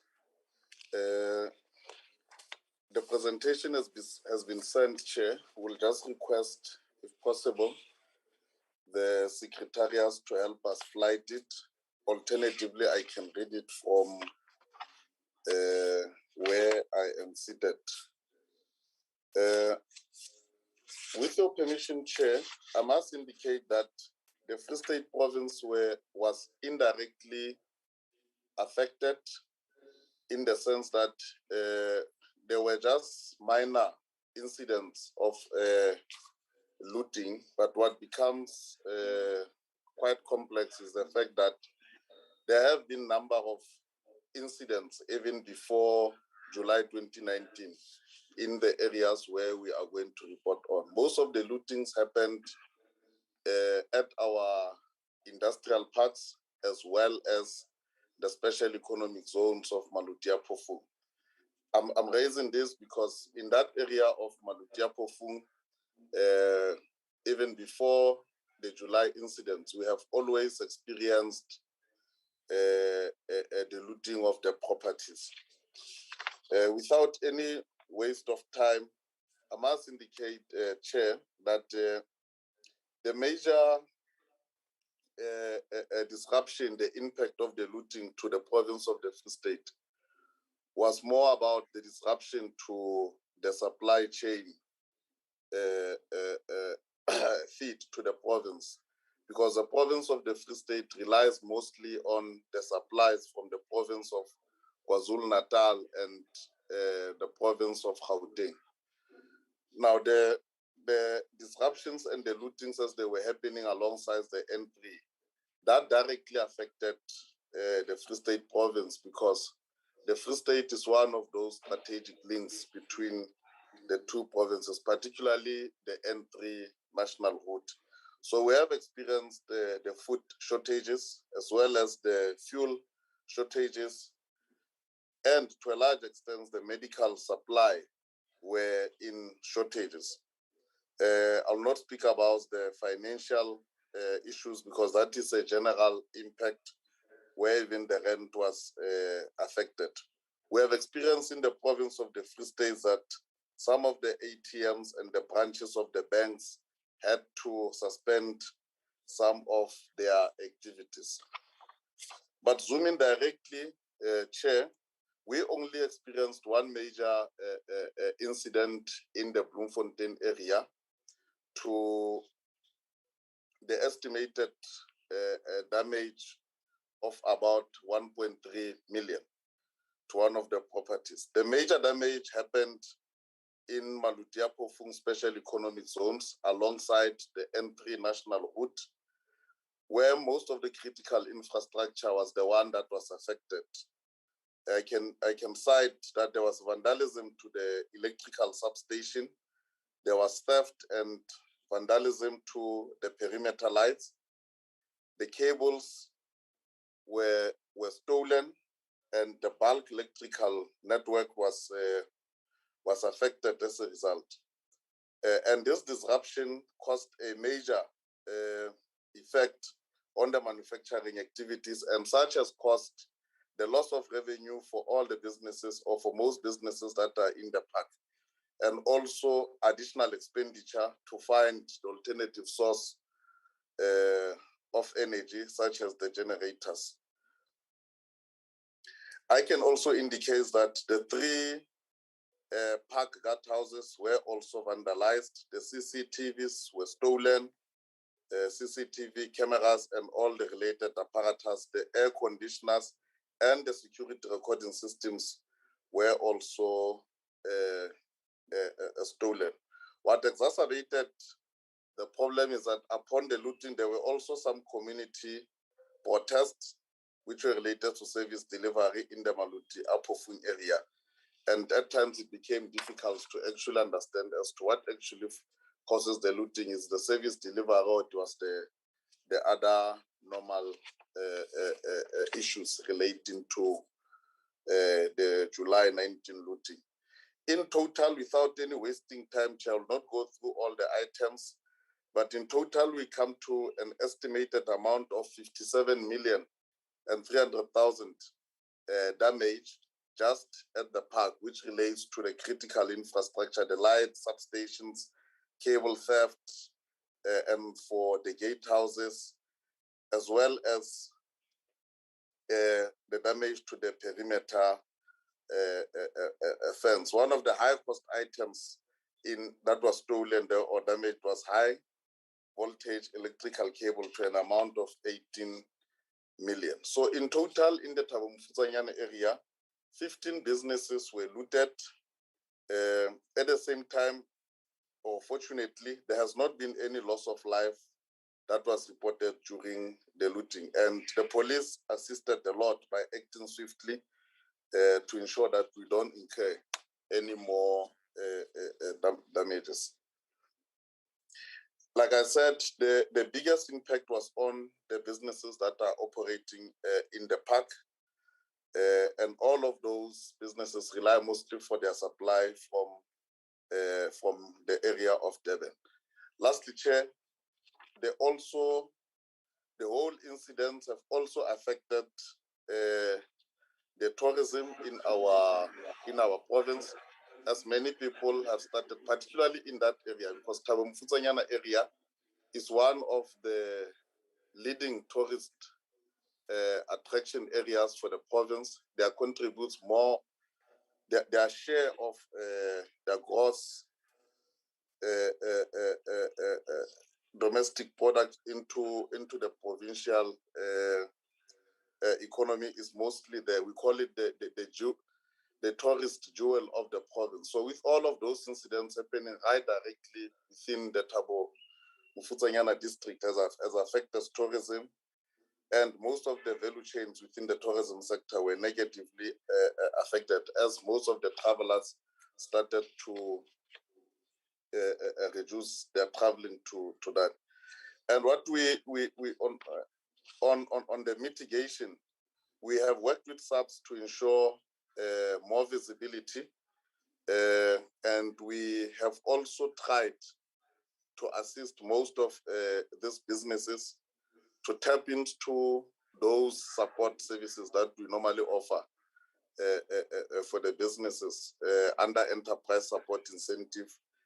The province further announced or launched a new incentive called industrialization support, which seeks to ignite manufacturing in the province, which encourages many businesses to venture more into industrialization and manufacturing.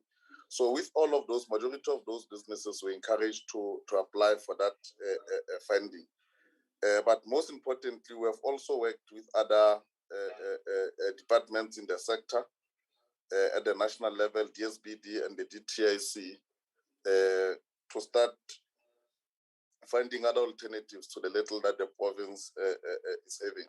But most importantly, we have strengthened our provincial and district LED forums, part of which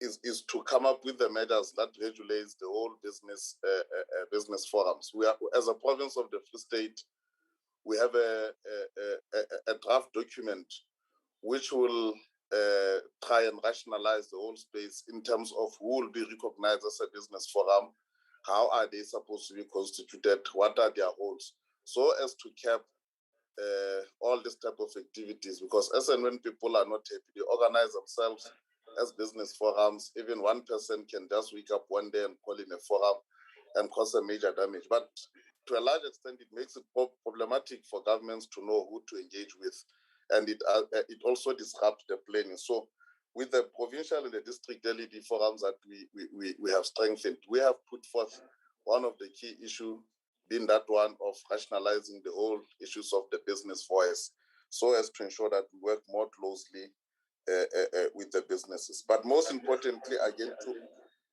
to try and make up for the loss on the travel side, we have launched a provincial program that seeks to encourage the Free Staters to tour their province. We're focused more on domestic tourism, so as to try and make up for all the tourists that used to come from outside. So we are now trying to position the Free State as a destination of choice. As you round up, Honorable Mohale. Thank you, Chair. So in conclusion, Chair must indicate that as a province of the Free State, thus far we believe that we have done everything in our power to try and mitigate, because we saw an opportunity out of that looting to say, let's let's expedite the process of manufacturing and production of commodities from the province, so as to when there are other incidents of this nature, at least there is self-sufficiency for the province in terms of the supply of commodities. And as I conclude, Chair, the only challenge that we experience as a province is the lack of funding, particularly for the sector. So most of the programs and intervention that we seek to make would then get delayed or will be affected by the fact that there are no sufficient resources. On that note, Chair, I'd really like to thank you on behalf of the Free State Province. Thank you, Honorable MEC Mohale. The next speaker will be Honorable MEC Pillay from KZN, KwaZulu-Natal. Honorable MEC Pillay. Thank you very much, Chairperson. Let me recognize the honorable members of the NCOP, ministers, deputy ministers, MECs, and officials who are present. Thank you for this opportunity. I think the deputy minister has set out the context and background to this debate, and suffice to say that while two provinces were the most affected, it was KZN that suffered the most damage. A database of affected businesses which we compiled has more than 4,000 businesses in it. And available data shows that 70% of the damage in the country was in KwaZulu-Natal. And as expected, the unrest had a severe impact on the province, which is already reeling from the negative impact of COVID-19 pandemic and several years of recession. I think it's noteworthy, Chair, that together with KZN and Gauteng represents 50% of the economy of South Africa, and therefore this was a very, very serious crisis that we went through. In KZN itself, 50% of the damage was in the Tegweni region, about 17% in the broader Mgunj-Lovo or Pietermaritzburg area, and the balance spread throughout the province with a few exceptions. While the balance in the rest of the province might be small percentage-wise, we should not underestimate the damage in several small towns. An example would be Richmond, which before the unrest had 18 food supply or grocery retailers, and after that was left with just 2. So one can imagine the impact that was there on that community. It's worth mentioning the Edendale Shopping Center, which was referred to by the Deputy Minister, where 2,200 jobs were affected, including many young, Black, emerging business people. I think it's important to characterize the unrest, because otherwise we will possibly not find truly lasting solutions. And there's no doubt that the foundation of it was the triple challenges and the sea of poverty that exists, which provided fertile ground for it to erupt. The trigger, of course, was the imprisonment of the former president, but it soon became clear that it was mass.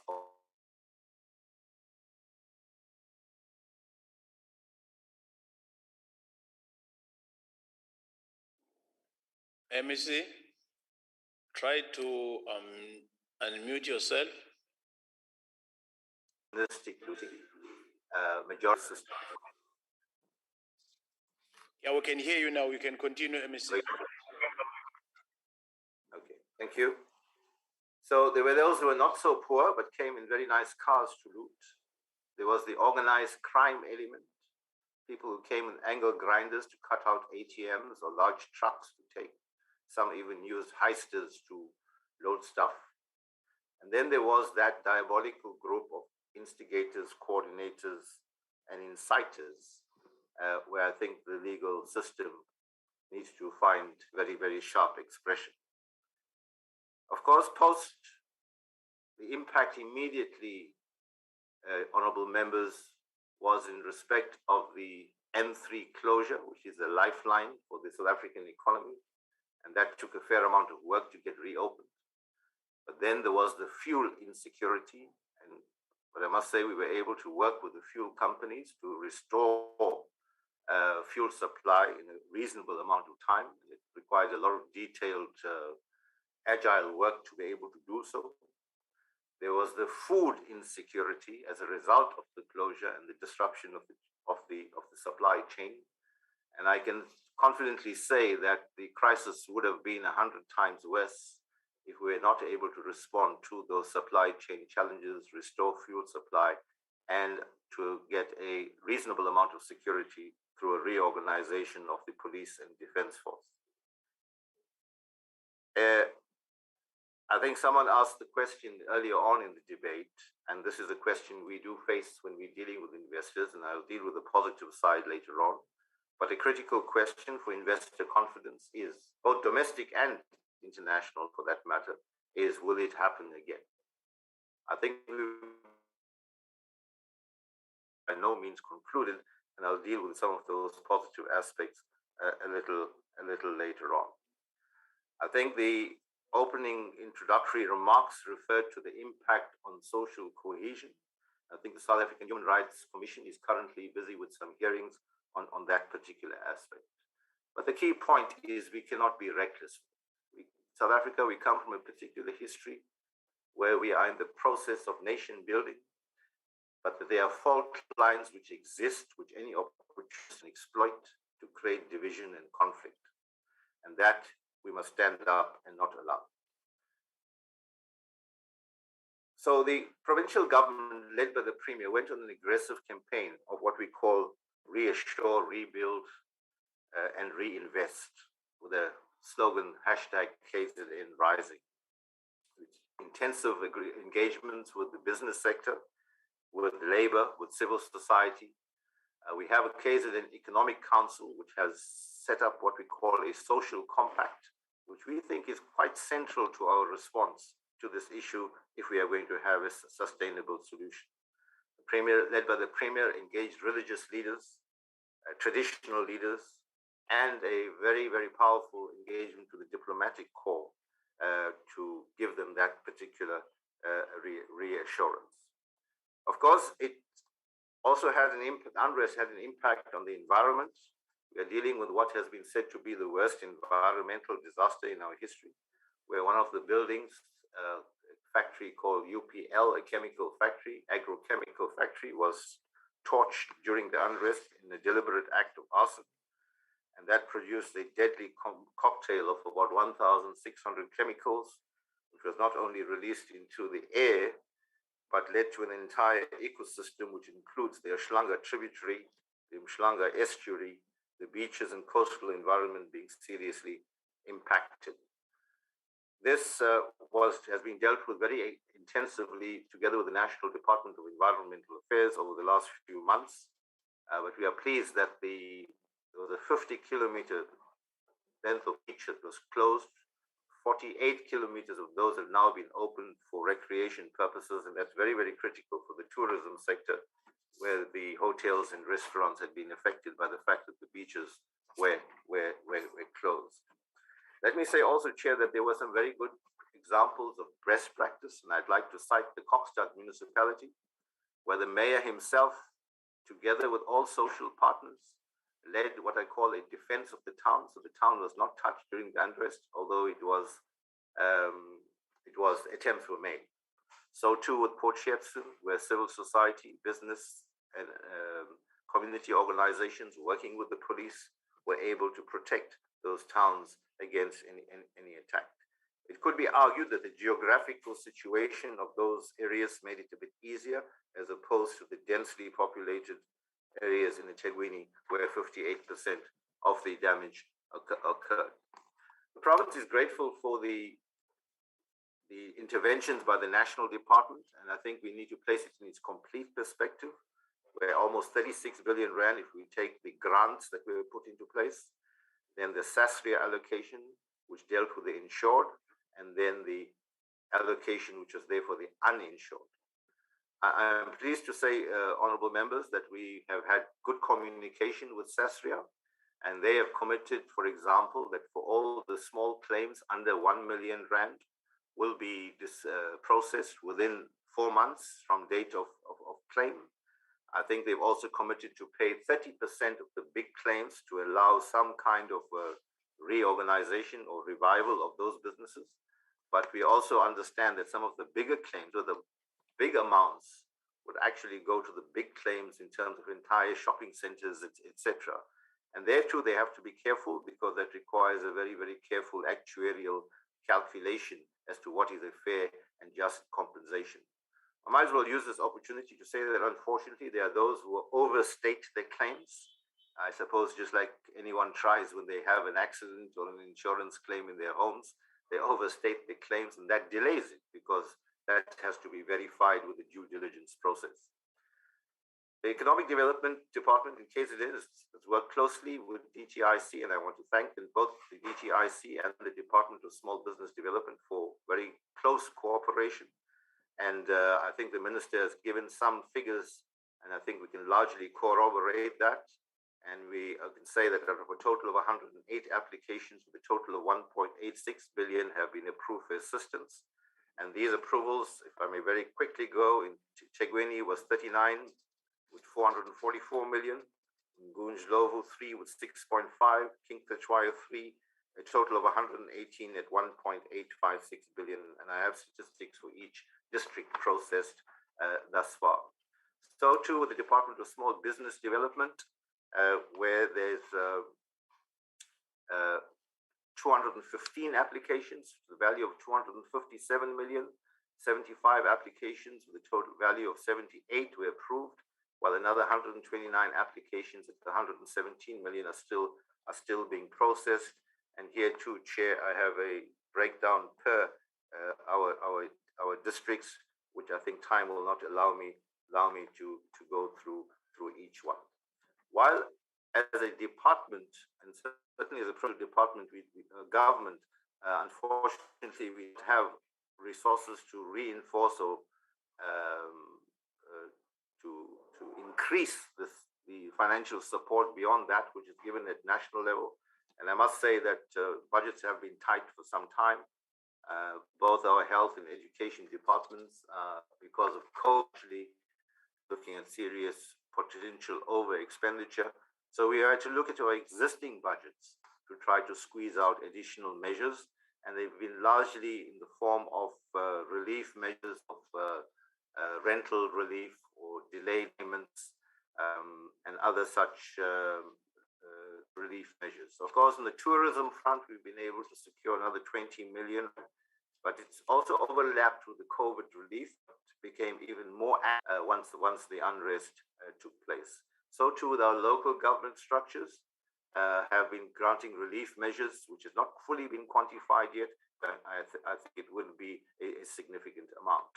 Of course, we've also tried to accelerate some of our key economic transformation measures, like Operation Vula, where we've reached over, I think it's 1,029 SMEs throughout the province on a 3-tier grant system of 200,000, 500,000, and 2 million.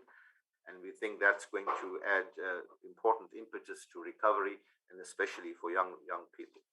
Of course, we have our Itala Development Finance Corporation, which is a major they have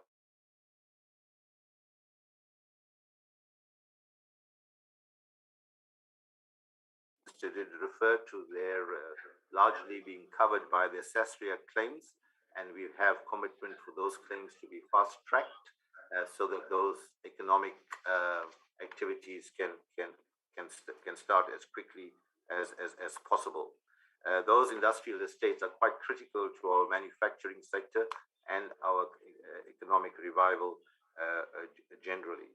We also have programs with the Dubai Trade Port, which, while it was not directly affected, is quite important for the economic recovery program. I might say, Chair, maybe just digress a bit from my prepared notes to say that when you deal with the security response to the crisis, of course, there was the intelligence services part, the actual security response. And clearly, as is emerging, they were quite stretched and overwhelmed because of the simultaneous unrest in so many As you conclude, MEC.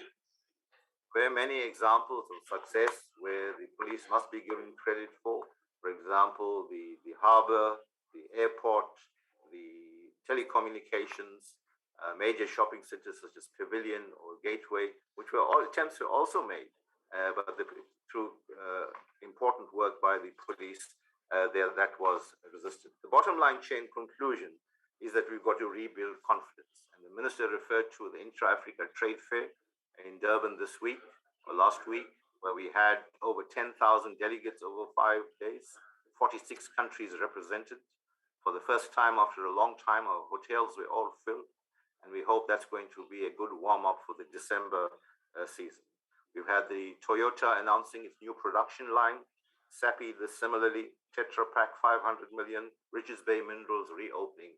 So there's been a cumulative strategic investments that are now rolling out, which I think is adding the kind of confidence that we want to build.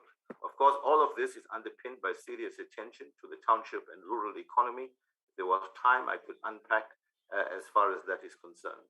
My final point here would be to say, and I know that we're working well with the national in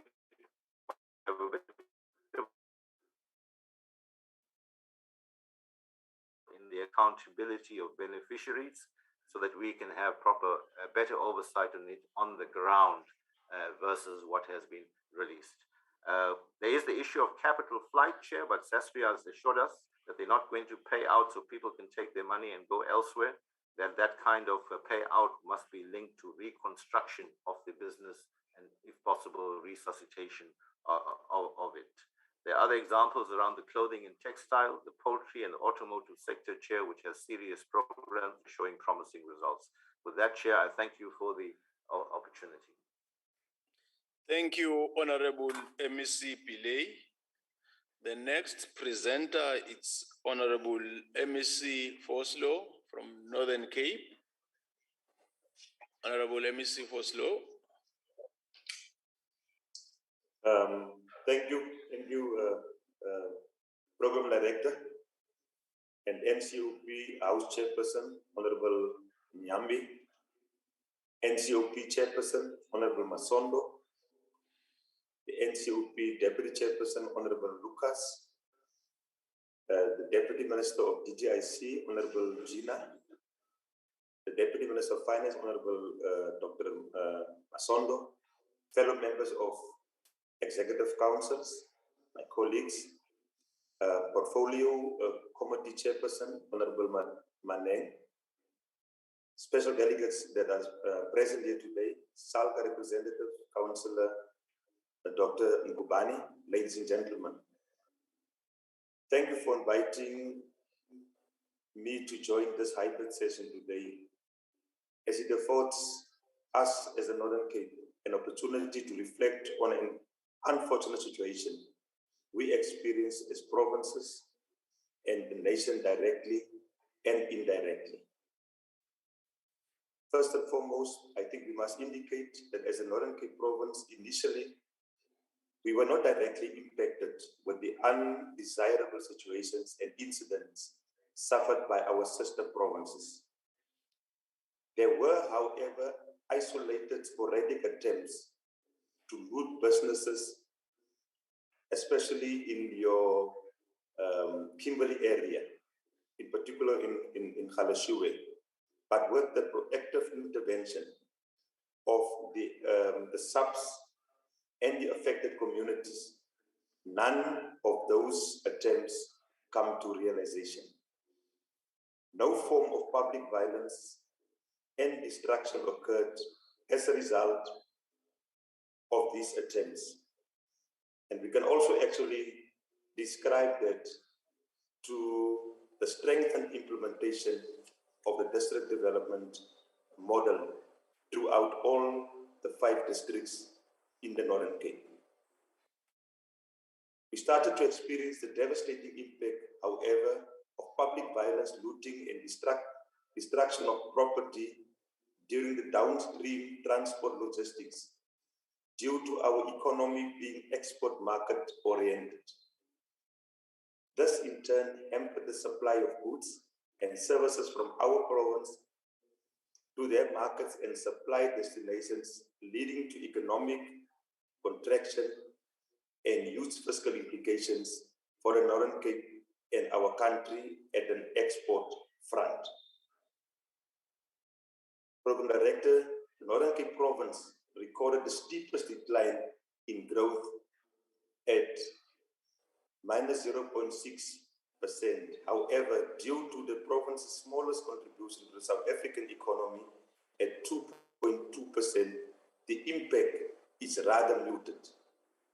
On the other hand, the Gauteng province, which is the biggest contributor to the South African economy, grew positively by 0.6%, ensuring that the country did not reach the negative growth mark. Program Director, our economy is heavily reliant on the primary sector, as most of our mine and fresh agriculture produce are channeled through the port of Durban. Even our daily supplies are imported via the port of Durban, and the movement of vehicles and goods led to tremendous backups in terms of global supply networks and preventing our Northern Cape population access to critical foodstuff, sanitation, pharmaceutical, and many other products and services. During this period, the Northern Cape mining corridor of especially your Kuruman, Katu, and Postmasburg was severely hampered with a huge impact on our revenue generation streams. In addition, retail and health services were compromised due to inability to receive critical required goods and services. The devastating impact was felt critical foodstuff, industrial equipment and components, vehicle parts were cancelled, and unnecessary delays were actually then experienced. In our endeavors as a province, engagement with business community resulted to committed investors requesting a cool down period of agreements as well as investment. This ripple effect also inhibited national government human capital and budget commitments to the province, seen as these had to be prioritized by those areas worst affected by the social collective disruption that we face as a country. As part of mitigating strategies informed by the scenario that I've already alluded to, it was further compounded by the COVID-19 and the recent violence, looting, and destruction. We decided to diversify our global village export ports and offer the completion of the Buhu Bay Deep Sea Harbor projects, which is with its subsidiary projects to investors in the country as well as outside the country. We are doing this increase of capacity to move goods and services and ensuring self-sufficiency in terms of produce and global imports and exports.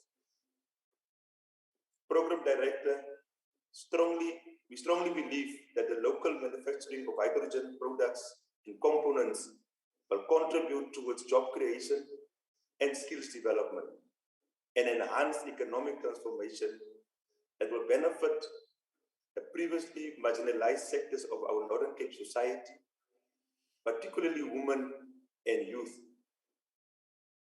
Ladies and gentlemen, critical value chain and supplies have been clustered in industrial park and special economic zones to ensure investment and investor surety and safety. Therefore, at the Northern Cape, we are implementing the Northern Cape Industrial Corridor, which consists of several economic nodes that serves as clusters for services and beneficiation. The identified nodal areas are your DR Cargo Hub, your Katu Industrial Park as key components of our various catalytic projects, that we are working tirelessly on to actually bring to its logical conclusion. Coupled with that is the Uppington Industrial Park, which is actually now at a very, very advanced stage. Ladies and gentlemen, allow me also to conclude with the remarks when the Minister Greece mentioned that this, and I quote, His Excellency President Cyril Ramaphosa announced that the Northern Cape green hydrogen strategy with the anchor investment by Sasol at the South African Strategic Infrastructure Development Symposium on the 7th of October 2021, close quote. For us as a Northern Cape government, we see this as a very important project to actually make sure that we make the necessary intervention as far as our economy is concerned. Program Director, these commitments was amplified at the recent COP26 conference in Glasgow in cementing our efforts with funding commitments and support for this groundbreaking initiative located on our shores in the Northern Cape as part of the 6 administrations service to our people and the nation and the world at large. We thank you. Thank you, Honorable MEC from Northern Cape. The next presenter is Honorable MEC Mainir, Western Cape.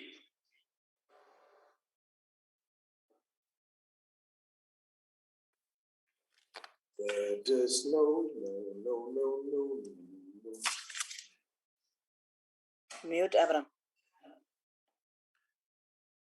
Honorable MEC Mainir. Good afternoon, honorable members, and thank you very much for this opportunity to present to the NCOP on the economic and fiscal impact of the July 2021 public violence, looting, and destruction of property in the Western Cape. Chairperson, the scope of my briefing will include a brief overview of the impact, the kind of immediate and short to medium term responses that were put in place in our province, and then, of course, finally, some concluding remarks. Chairperson, I would like to begin by making the point that we were not, like my colleague from the Northern Cape, directly affected by the public violence, the looting, and the destruction of property in the Western Cape. But concurrently, honourable members may recall, we were faced with taxi violence. And so as a result of the threat of public violence, possibly spreading to our province, the actual taxi violence, and of course, restrictions in place at the time, these factors cumulatively did have a negative effect. And so as a result, we did observe that business confidence declined in the third quarter from 51 to 49, which of course indicates a reluctance of the private sector to invest. Equally, our provincial SME turnover index reflected that the turnover fell to its lowest levels during the course of 2021. Also, in addition, mobility data, Google mobility data, which of course is based on cell phone and data traffic data points, and is really monitors and is an indicator of consumption and work trends. We noticed, for example, that on the 23rd of July, the Western Cape mobility data was 58% below the baseline. And of course, we believe, again, that the threat of public violence, that the actual taxi violence that we were experiencing at the time, together with the restrictions, contributed to that decline in mobility. During that time, Chairperson, we also conducted a SNAP survey of a number of businesses employing about 220,000 employees. And from that survey, 92% of respondents suggested that they had been affected, particularly by transport disruptions. 54% of our respondents had lost income because of disruptions, and 26% of respondents were unable or had significant difficulty continuing to operate, particularly in this case as a result of transport disruptions. The question then is, what mitigation measures were put in place? Our overall objective, Chairperson, was of course to ensure that business continued uninterrupted in our province. And our objectives were to ensure that businesses were safe, that businesses were open, and of course that businesses continued to trade. And so in order to achieve that goal, in general, and at a highest level, we obviously had, as a department, multiple engagements with businesses at shopping malls particularly, and then in the BPO sector, which of course is highly dependent on an efficient public transport system. We also conducted SNAP surveys so that we properly understood the environment. And I took personal responsibility for regularly visiting, particularly shopping malls, to provide reassurance and to reiterate the message that business was open in our province, that businesses were safe, that businesses were open, and that businesses were trading in the Western Cape. During that time, our immediate response to the threat of violence, which of course in our province was driven less by the threat of public violence and more by actual taxi violence, we established a very close relationship with the Western Cape Safety and Security Cluster, which we provided with information. We also established a very close partnership with the private sector regarding their preparedness, their concerns, any information that they were picking up on possible violence and looting, which of course we shared with the Western Cape Safety Cluster. We also established a very strong partnership with the Consumer Goods Council, where again where they assisted us to identify key points which needed to be protected. For example, distribution warehouses, where we facilitated information and where we facilitated information sharing between the private sector, particularly retail, and the Western Cape government. We had a large number of direct engagements with business, and Cabinet met daily for a Cabinet security briefing, which was of course chaired by the Premier, and the Economic Cluster met daily at 7 o'clock in the morning, and that meeting of course was coordinated by myself.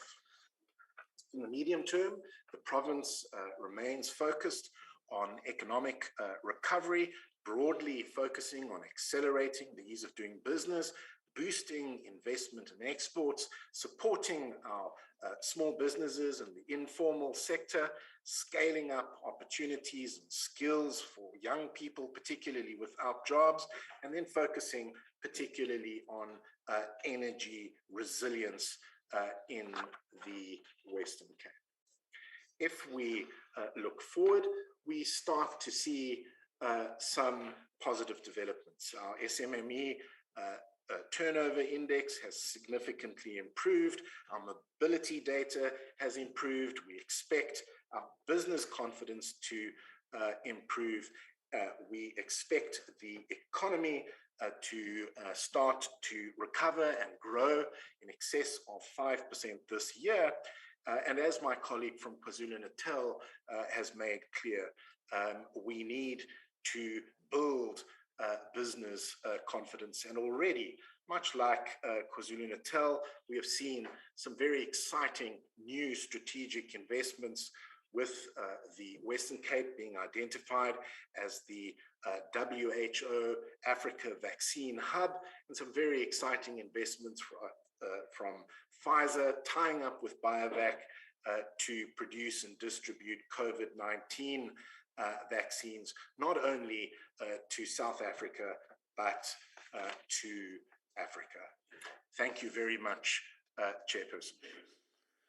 Thank you, Honorable MEC Minir. The next presenter is Honorable MEC Mosenogi, Northwest Province. Honorable MEC. Thank you very much, Honorable Chairperson of the session, Honorable Deputy Chair of the NCOP, Honorable Deputy Minister of the DTIC, and Honorable members present here today, and my fellow Honorable members of the Executive Council representing different provinces and representative of local government.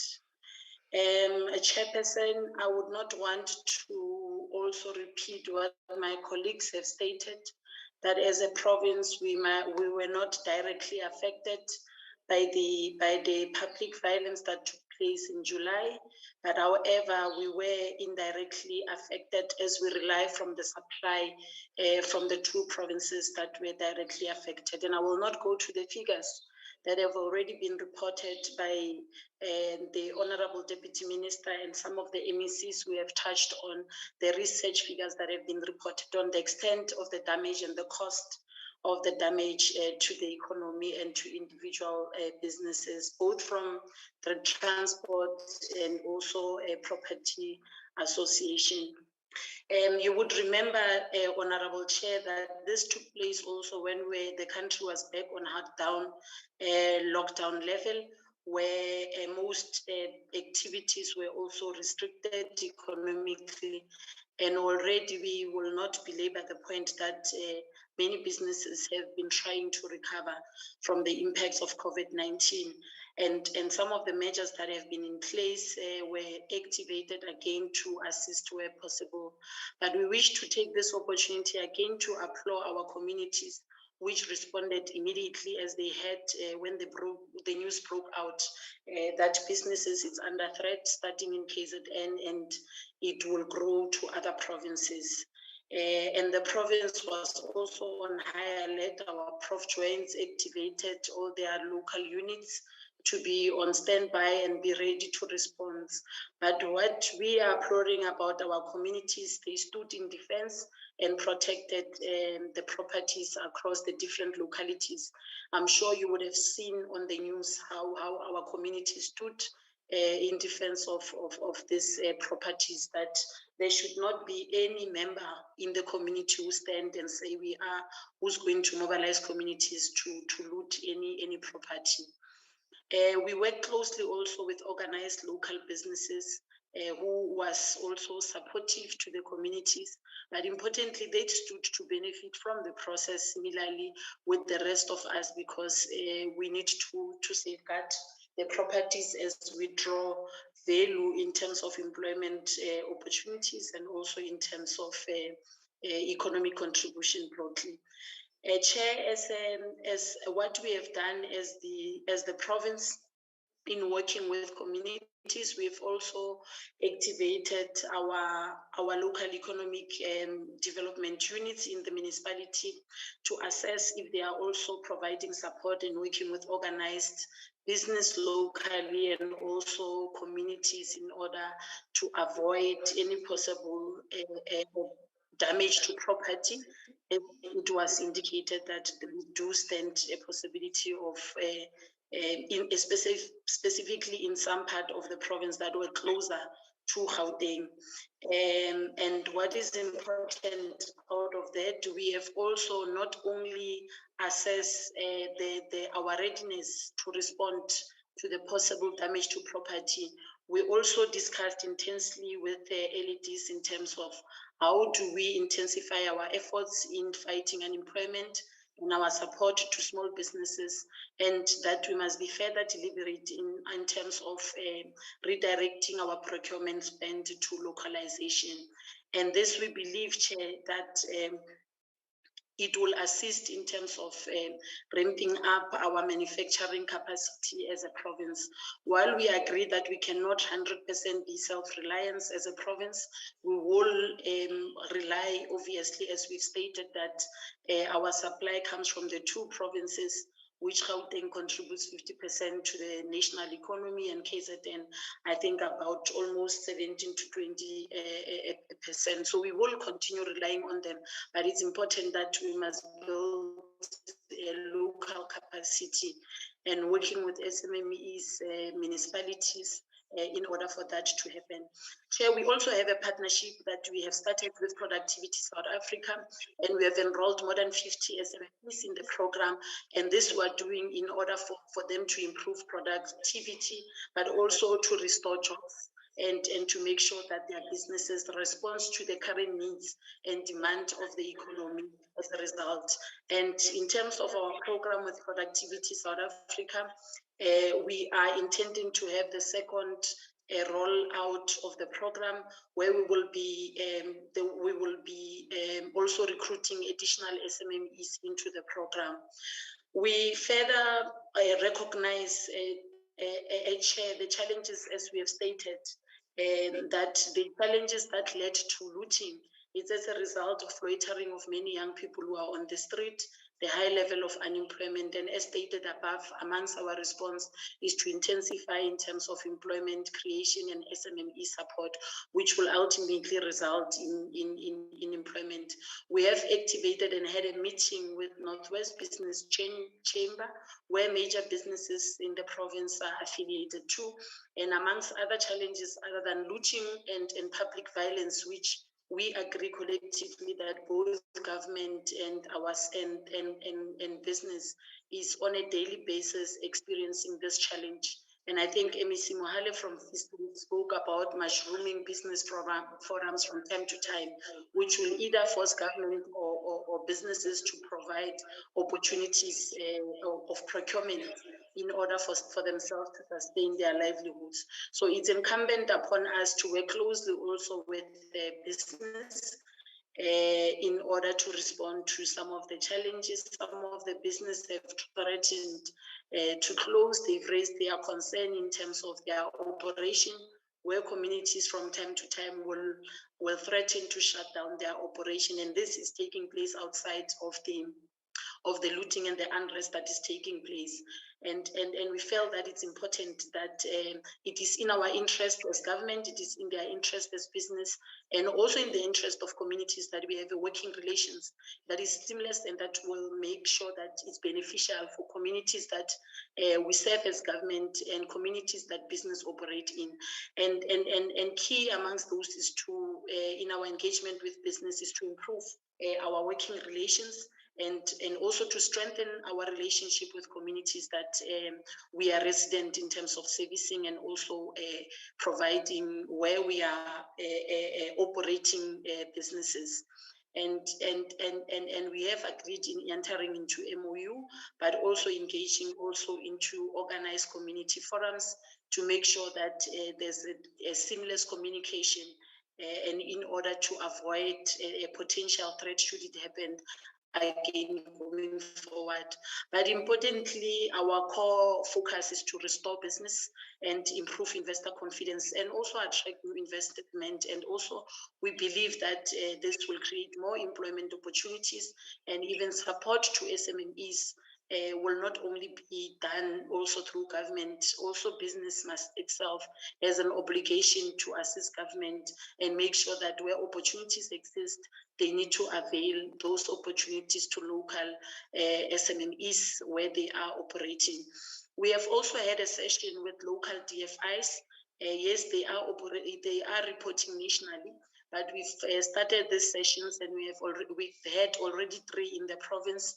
And we in the last session, we believe that it was necessary that we expand to that session to also regulatory bodies, because also some of the challenges that while we put other measures in place to respond to SMME challenges, regulatory requirements or environment in South Africa can be hostile, and it takes longer in South Africa in terms of number of reports globally to actually comply with the business requirement. So there is a need for us to reduce also the turnaround time for us to reduce, to respond adequately and make sure we speed up the process of SMEs complying and with also their annual renewal process, because it also affects their business.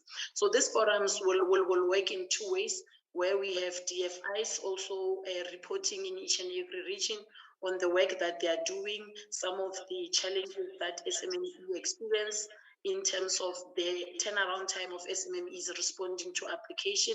And we have agreed that they need to also speed up some of the applications that have been received, because some were already delayed in the last year, and also the regulatory institutions where they can be located, but also municipalities play also an important role. So this is in an effort to ensure that we avoid the challenges that we have experienced, and this will not have been the first time as the country has experienced that. In the province, we have experienced that during the transitional process. As you conclude, MEC. We believe, Honorable Chairperson, that government, business, and communities must work together in order to improve and deliver service to the people, and that we believe that with the support and employment reduced and support to SMMEs, we will not have these challenges that we have experienced in the past. So it is incumbent upon us to make sure that we deliver adequately to our people, and we work closely with different sectors and partners to make sure that we respond adequately where we would not as government respond. Thank you very much. Thank you, Honorable MEC Mosenogi, Northwest Province.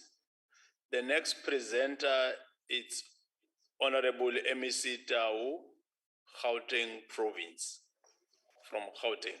Honorable Tau. Thank you very much, Chairperson.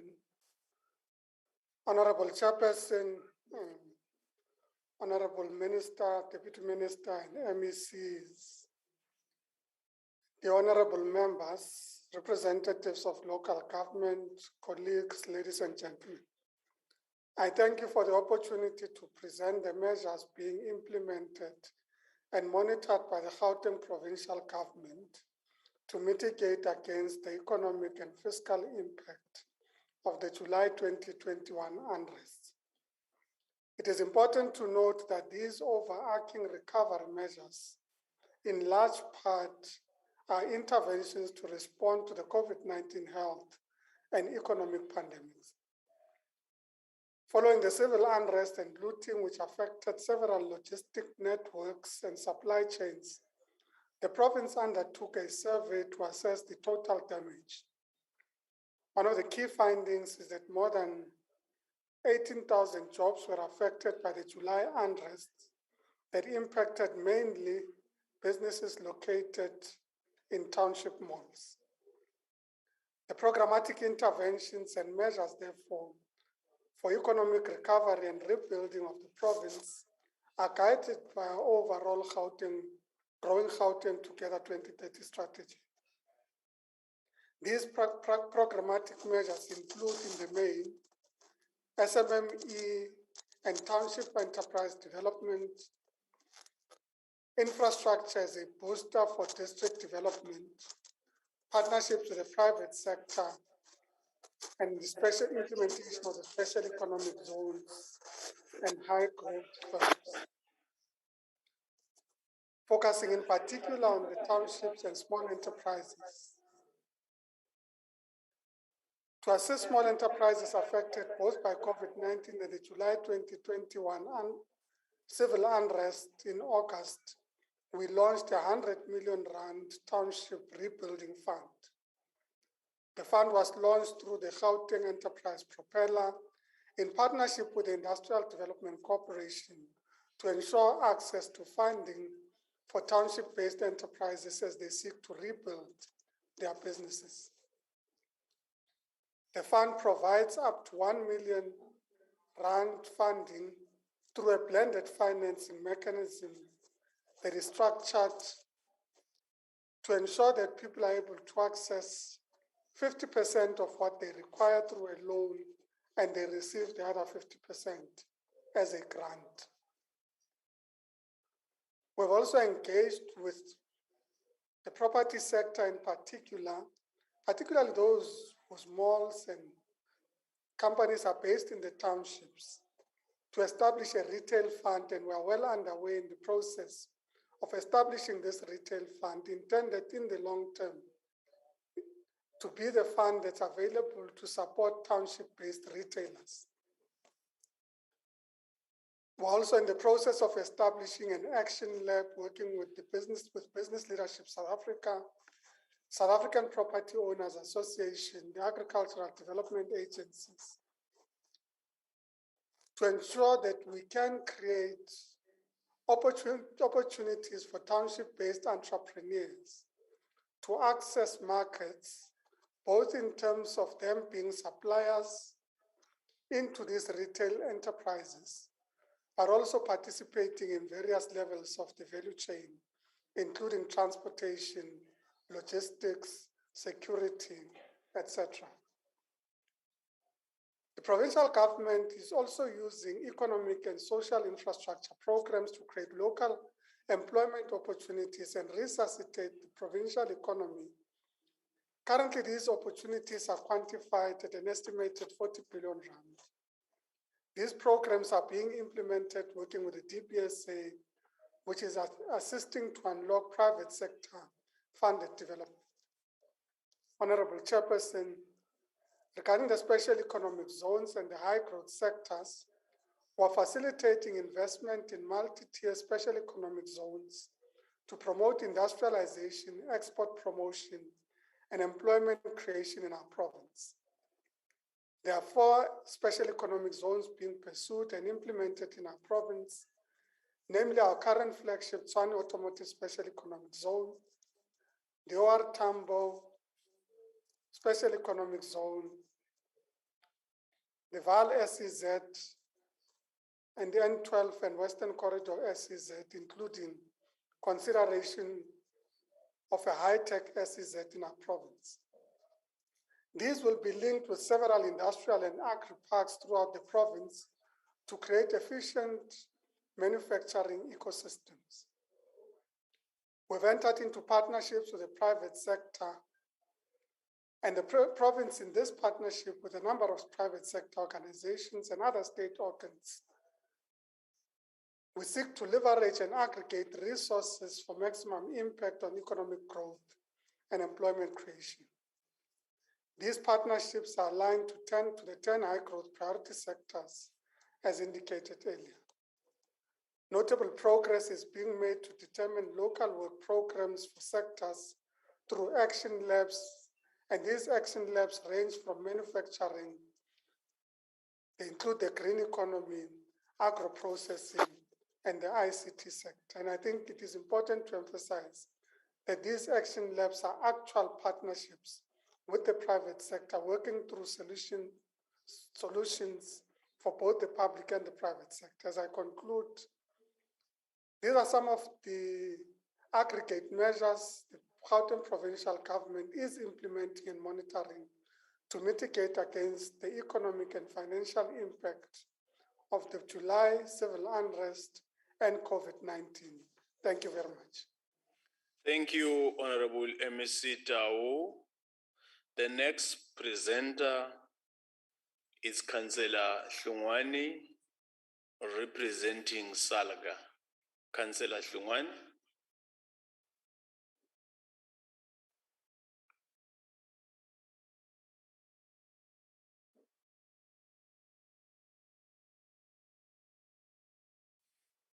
Salga representative, Councillor Hlungwane.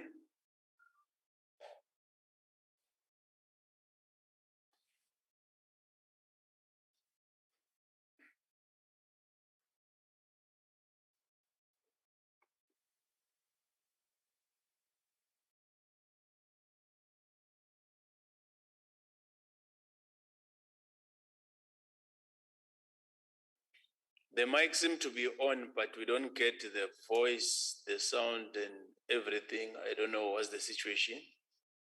Councillor Hlungwane, are you winning?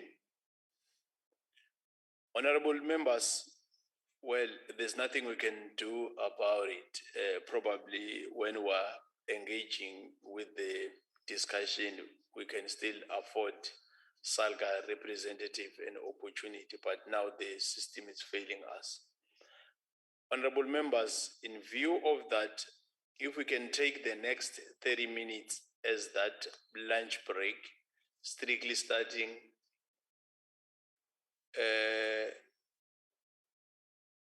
or we go straight to the questions. Yeah. We are moving straight to questions. Can you raise your hand, honorable members, so that we can conclude everything once and for all? I think it's desirable to do it that way.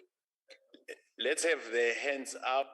Whilst the hands are going up, I'll request my honorable House Chairperson Mengwenya to come and chair the session. But let's have the hands up now.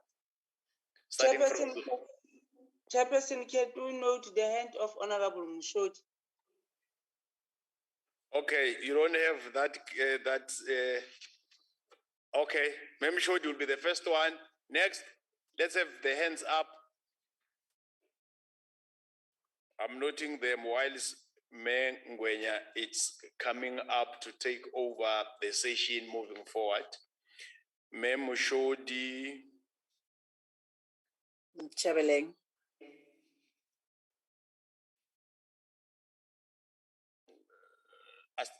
Let's have even those that are inside so that we can it can be simple for us.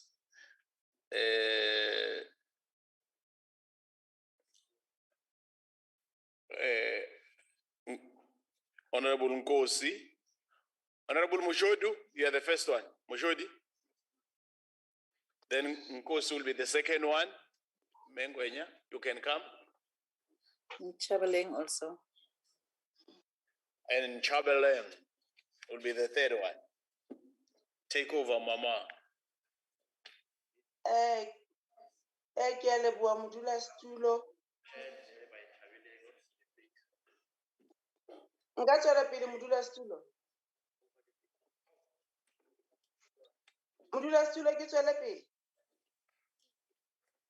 Continue, Mushodi.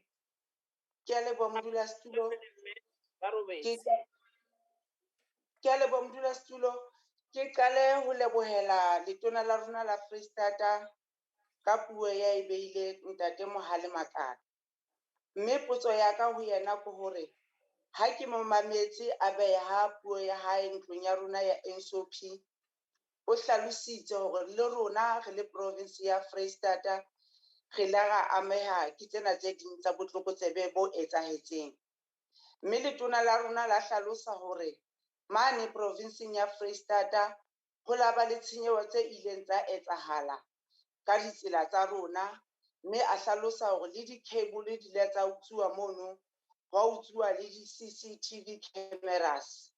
Jwale potso ya ka ho letona hobane ha ke mo mametse hantle, o hlalositse hore bana ba sebetsana le lefapha la seponesa. Jwale potso ya ka ho wena ntate Mohale ke hore na botlokotsebe bona bo etsahetseng ha le ne le sebetsa le lefapha la seponesa, le ile la tshwara batho na? Ho na le batho ba ileng ba tshwarwa, mme ho ba le di-case tse bulwang tlasa botlokotsebe bona bo etsahetseng. Mme ke potso ya ka ya pele eno ho letona la rona la Freestata.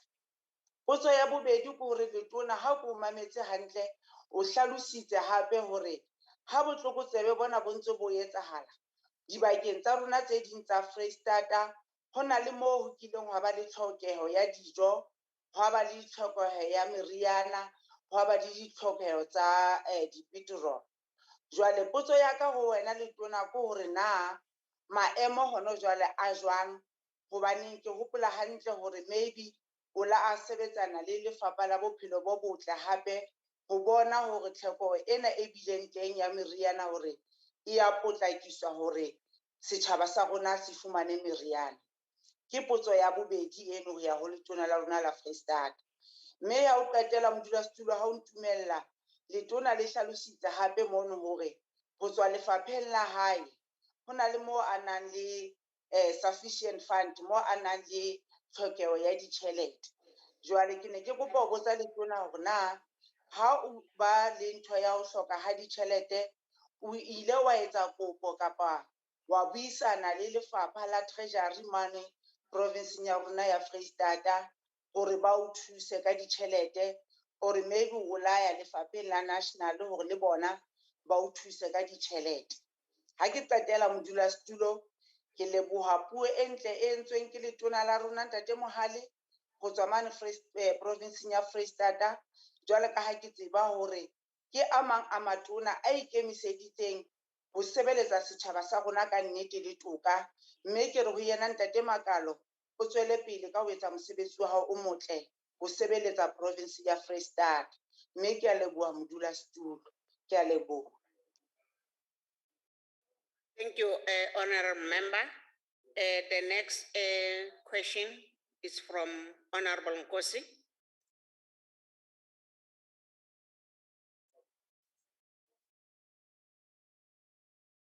Honourable Nkosi. Thank you very much. Thank you very much, Honourable House Chair. Greetings to all members present today. Honourable House Chair, my question is, the security cluster of government has reported escalating challenges and spike in certain crimes. The courts have had their hands full after the arrest of suspected looters during July. Unrest in KwaZulu-Natal and Gauteng, according to the Minister of Justice. Therefore, my question is, what are the fiscal measures that the National Treasury putting in place to support the security cluster in general and the courts in particular? Thank you, Honourable House Chair. Thanks very much, Honourable Member. The next member to ask the question is Honourable Ndabeng. Mchabeling, Sibindia, please, Sibindia Bulala. Thanks a lot, House Chair. I'll go straight to the question, Chairperson. South Africa has since 2018, through the launch of the annual investment conference, gone overboard to attract investments, and by, amongst others, giving assurances to investors that their investment in this country will be protected. However, the July unrest exposed the vulnerability and social instability of our country. My question is, what is the department and government doing to restore the confidence of the investors in this regard? Thanks, House Chair. Thanks very much, Honourable Nchabeling. The next question is Honourable Hlungwane to ask the question. Chairperson, why don't you No, thanks, Chairperson. I hope now you can hear me. Can we assist? Can we just assist Honourable Hlungwane? Why don't you take the question from Honourable Baha? Honourable Hlungwane was supposed to make an input and he was not available then. So after the question of Honourable Baha, then he can make his input. I'm just advising. No, thanks.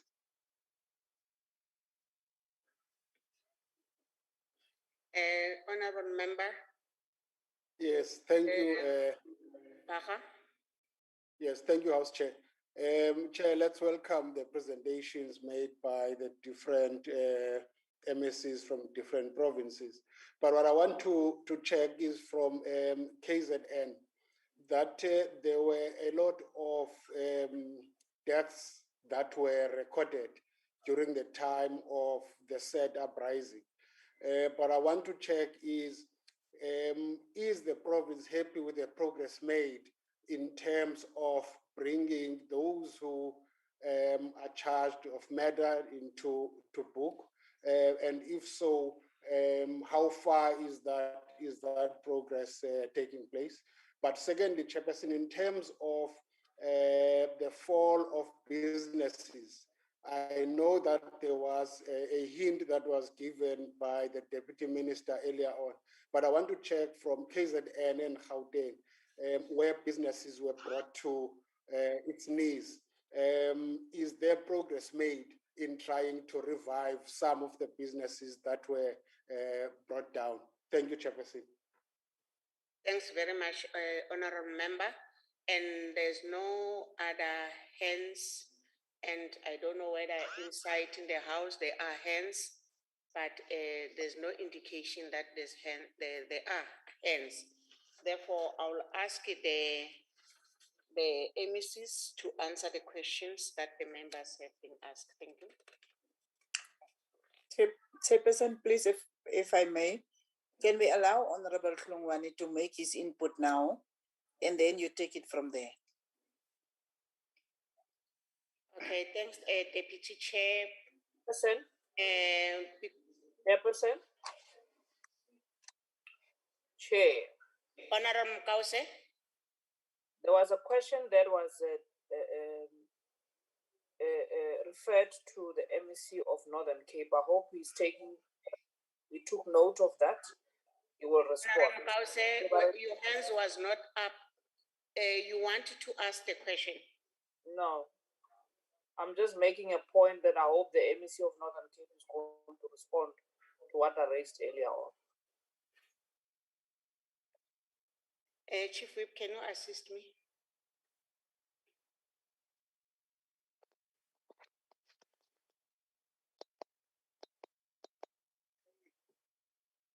Please hold the Honorable Hlongwane.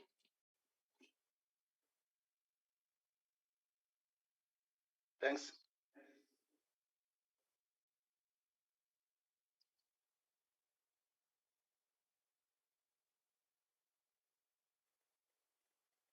Thanks very much. I've been advised by the table that I must give Honorable Hlongwane a chance to speak. You can continue, Hlongwane. Thank you so much, Chairperson of the session. I think from the morning, everybody has been greeted. It might not be necessary for me to start by greeting each and every member in the House. Allow me also to say that on behalf of SALGA, I am not going to preamble my presentation because the honorable MECs from different provinces might have reflected on different input with regard to the introductions. But however, Chairpersons, allow me to make an indication that as the South African Local Government Associations, we have made our analysis as follows with regard to the challenges that South Africa has encountered during the July period. One, along those areas that we have identified is the extensive damage to municipal assets. Municipalities suffered extensive damages to their key infrastructures such as the roads, street lighting, and the outdoor furniture, to mention but a few. The second aspect that I'm going to make a reflection is the cost of repairing infrastructure that was damaged during the unrest. Chairperson, municipalities would be forced to reprioritize the expenditure from their planned commitment, and this will jeopardize the fiscal health of municipalities, which will in turn result in an increase in infrastructure backlog, as some capital projects may have to be put on hold. The third aspect that we have identified is the further shrinking of the municipal revenue base. Some business may take longer to return to normal operations, while others may permanently close, and this will have a negative knock-on effect on the municipal revenue and the local economic development at large. Smaller municipalities, which in most cases rely on the single large industry for the lion's share of their revenue, will likely to be impacted the most in this regard. The other aspect is the rise in unemployment. The loss of employment and income will exacerbate the already chronic and the persisting problems of the low payment rates of municipal services. The increase in the cost of doing business will also come in handy. The cost of setting up businesses will likely to increase, as the security will now be a foremost priority for businesses as they attempt to insulate their properties from the potential lootings and vandalism. The last aspect that we want to make a reflections is the reputational damage. The image of individual cities and towns as investment destinations will likely to plummet going forward, and the work to rebuild will be a mammoth one. Cities may also find themselves being downgraded by the rating agencies that will further hamper their ability to access the capital at the competitive rate. In the grand schemes of things, Honorable Chairpersons, the unrest has had a negative impact on the brand South Africa as a whole. The unrest received plenty of international media attentions, and this stand to hurt South Africa's image as the attractive investment destinations and its previously uncontested positions as the gateway to Africa. Honorable Chairpersons, while there is no single panac for averting future unrest, SALGA is of the view that deeper structural reforms coupled with the reconfigurations of the economy can go a long way in bringing about social and economic stability. And to this end, we are proposing that we set the ball rolling with respect to the following areas as our proposals. Number one is to foster a more inclusive township economy that works for everybody or for all. Although the looting was spread throughout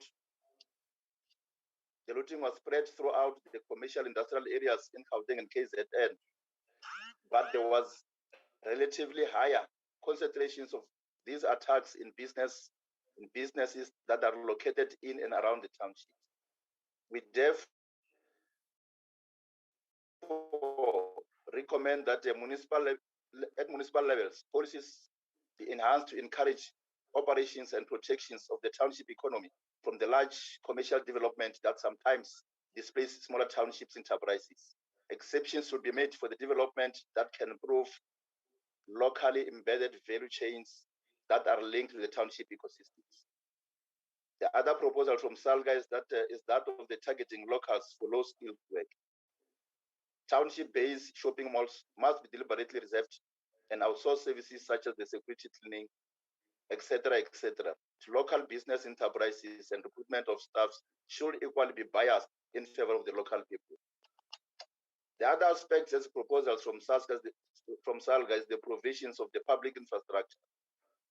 Municipalities will further take deliberate actions and design their policies in a manner that compels developers to make provisions for public transport facilities such as the taxi ranks and bus terminals for all new development. The other aspect is the drawing lessons from the Gauteng Township Economic Development Bill. The Gauteng Township's Economic Development Bill is a game changer, and the view of SALGA is that it encourages municipalities to draw lessons on the transformative intent of the bill, and which seeks to take deliberate steps that will allow townships to become fully fledged commercial zones. And SALGA has been instrumental in the development processes of the very same bill. Honorable Chairperson, as I move towards conclusions, these recommendations are a small piece of much bigger puzzle. And in order to meaningfully transform the economy, we need a whole of government approach where all spheres of government work together in harmony in executing our responsibility and our responsive mandate.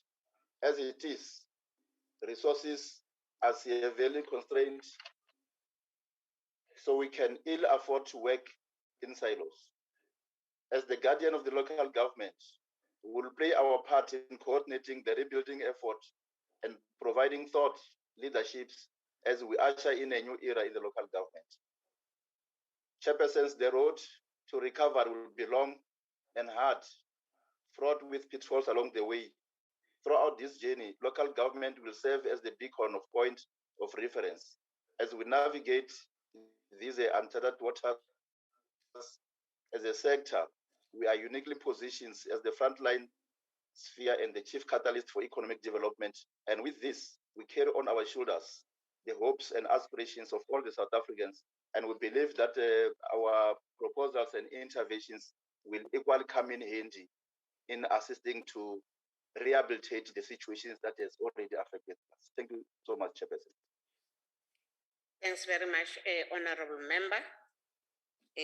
We're on the questions, and I'm having only 4 questions that members have been asked. Then I will ask the MECs to answer the question that the members have been asked. Thank you.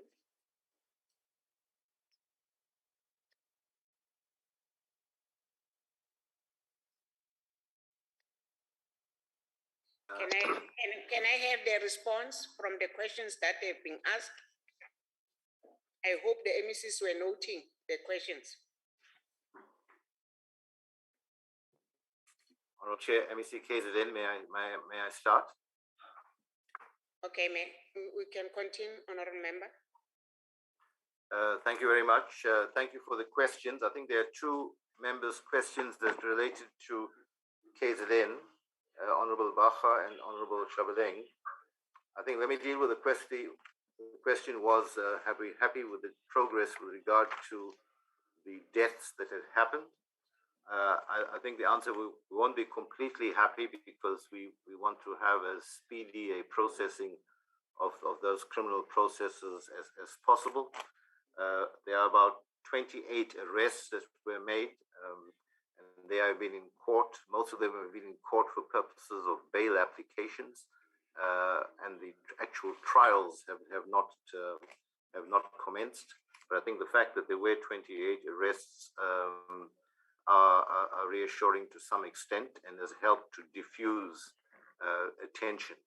But I think it's still of concern that we have the reported deaths were about 350 across the province.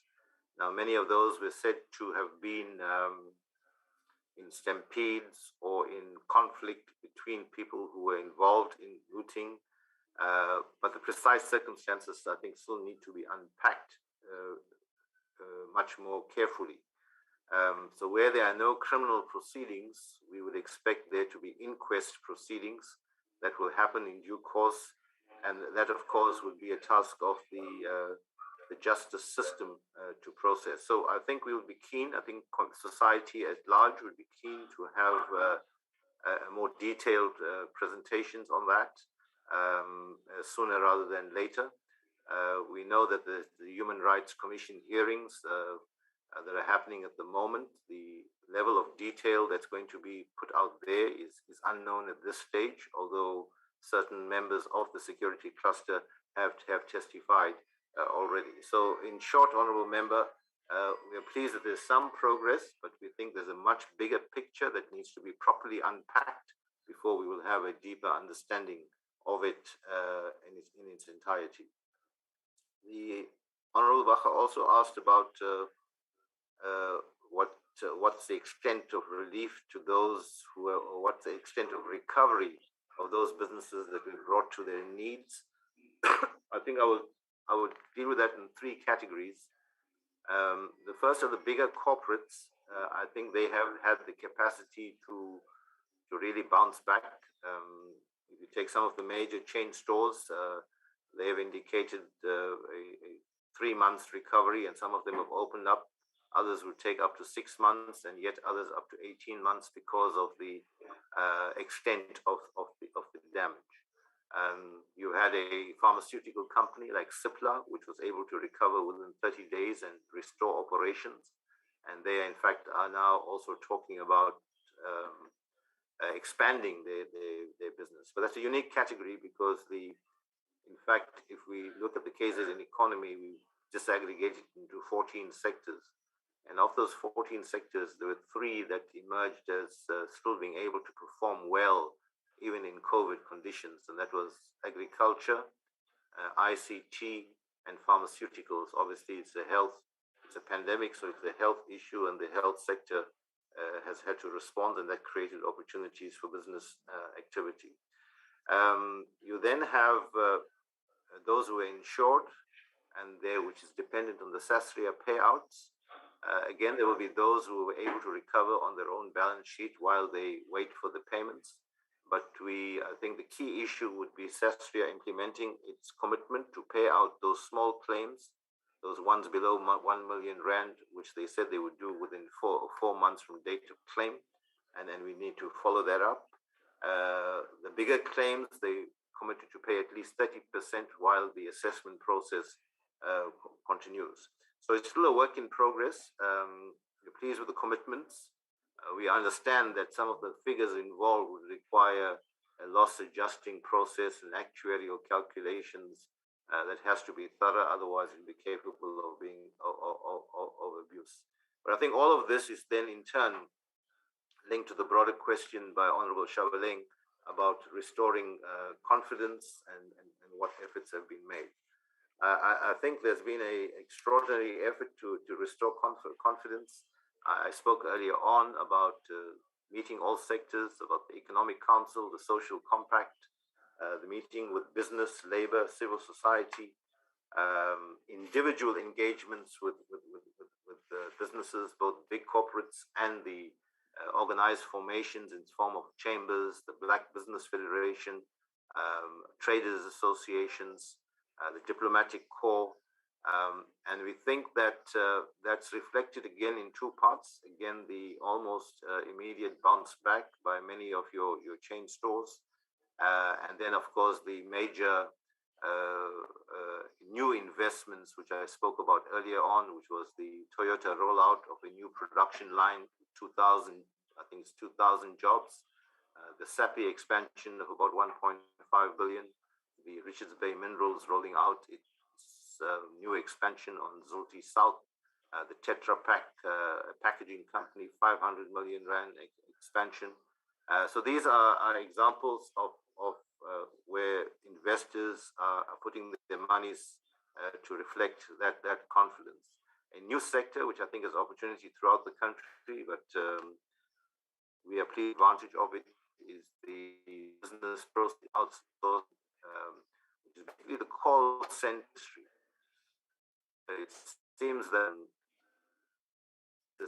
South Africa is a leading country for opportunities in that sector. I think we're standing at about 15,000 jobs in KZN at the moment in that particular sector, with the potential to really massify that. We met with that organized sector just last week to try to further build on that opportunity. Those are good signs, but I think to really massify it would require ongoing engagement with the business sector. We need to get the township and rural economy going, because that's where the source of any instability would be, which would undermine confidence. I think the Transnet intended expansion of the Richards Bay and the Durban Harbour, which is a massive investment program over the next 10 years, that needs to start rolling out.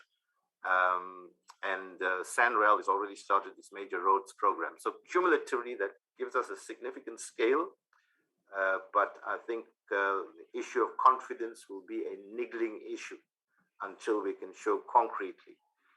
I think it's pleasing that the information from communities and conversations in communities reflecting and understanding what happened wrong. It's counterproductive, it's self-defeating, it's pushed us back, and I think it's critical to the real long-term issue of sustainability. Thank you for the opportunity, Madam Chair. Thanks very much, MEC. We've got 2 members that have asked questions. Question number 1 from Honorable Mushodu and Honorable Nkosi. Can the MECs answer those questions? Thank you. MEC Foslu speaking. Yes, you can Thank speak. you, Chairperson. The question that relates to Hasefanyane and what kind of support we have been provided to them as a Northern Cape government. I think we can start off by saying, obviously, on a continuous basis as a province, we are providing what we call financial and non-financial support. Obviously, non-financial support relates to the support to SMMEs and businesses in general around compliance-related matters. That is where departmental officials engage with individuals in different districts throughout the province, including in JTG, which actually from where Hasefanyane obviously is part of. So that kind of support is provided throughout the entire province. And that's a continuous support. So what we are now currently doing, and the district development model assists us in that regard, is that we are trying to entrench and spread information on that particular platform, district development model platform. Information as to the services that the Department of Economic Development in the province provide, especially to your business forums, where we engage with from time to time to your youth sector, your women's sector, in different areas. We have done that in at least three districts in the province so far. I think secondly, the financial support we are providing as a Northern Cape government is that we have established a blended fund as a form of intervention. The blended fund, actually, part of it consists of a grant, the other part consists of a loan, depending on what kind of services you are producing and what actually information is captured in your business plan. We are doing this as a Northern Cape government and as a Department of Economic Development in conjunction with the NEF, National Empowerment Fund, to support SMMEs as part of the economic recovery process. So we have received applications, in particular from all the districts, and JTG included. Unfortunately, I'm not in a position to say exactly, mention the figures and the number of businesses that is actually applied from the side of Hasefanyane. But obviously, if I need to present a report in that regard, obviously that report can then be compiled and be provided in detail. Then also, the other issue is that there is regular engagement and collaboration between the Northern Cape government, led by Dr. Zamani So, with the mining houses in the province. And from time to time, the Department of Mineral and Energy is also roped into that kind of those engagements. In fact, they are always part of those engagements. I've also been present at different engagements where the National Minister, Honorable Mantashe, engaged business forums in the JTG area, where in particular issues around procurement opportunities were raised with the minister, with DME officials, as well as both myself and in some cases the Premier, and as well as with the mining houses. So that kind of engagement takes place as far as we are concerned as a Northern Cape province on a very regular basis. So that's that kind of collaboration that is taking place, especially in your mining area, mining towns like Hasefanyane, Kuruman, Katu, Postmasburg, Danielskin. and obviously areas around that. So we are doing that precisely because as a Northern Cape government, we want to play that role of facilitating and ensuring that our people extends to benefit in and around those mining areas actually get the maximum benefit out of that. We are not only doing that for the mining houses, but also for the solar farms. I can also mention that in your Tansabane local municipality, which is actually next to your Hamahara, which is also located in JTG, there's already been an engagement from the provincial government with the solar farm owners in that area, with express aim to ensure that communities based close to the development, whether it's solar or mining, those communities stand first to benefit. We've actually zoned areas where people should benefit. I'm now mentioning in the case of Tansabane, where they have zone 1, zone 2, zone 3, and zone 4. Zone 4 is in zone 1 is in particular for your businesses based within a 50-kilometer radius, which is your Postmasburg to Daniel Scale area. Zone 2 would then be for businesses located in your entire district of ZFM, for instance. Zone 3 would then be for businesses located in the province or the Northern Cape. Zone 4 would then be for businesses located in the entire South Africa and obviously beyond the borders of the country. There has been an example that is actually indicated to us that it can actually work and work very well. Because at the same time, it provides an opportunity for local businesses to acquire particular skills if they do not have particular skill on a specific project that needs to be unfolded. That kind of engagement takes place on a regular basis with your business forums and your SMMEs in the province. I think the next phase for us is to ensure that with the functioning district development model throughout the entire province, we just need to actually take more advantage of that platform and ensure that number one, information is channeled to our people on a regular basis.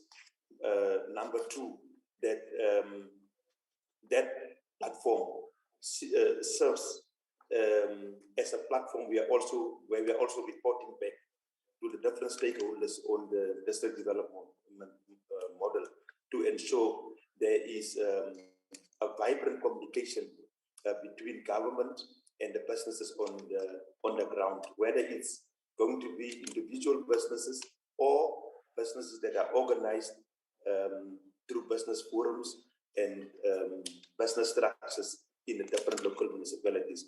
Khase Khonyane actually forms part of that, and we will actually then actually step up the work that we need to do in that area.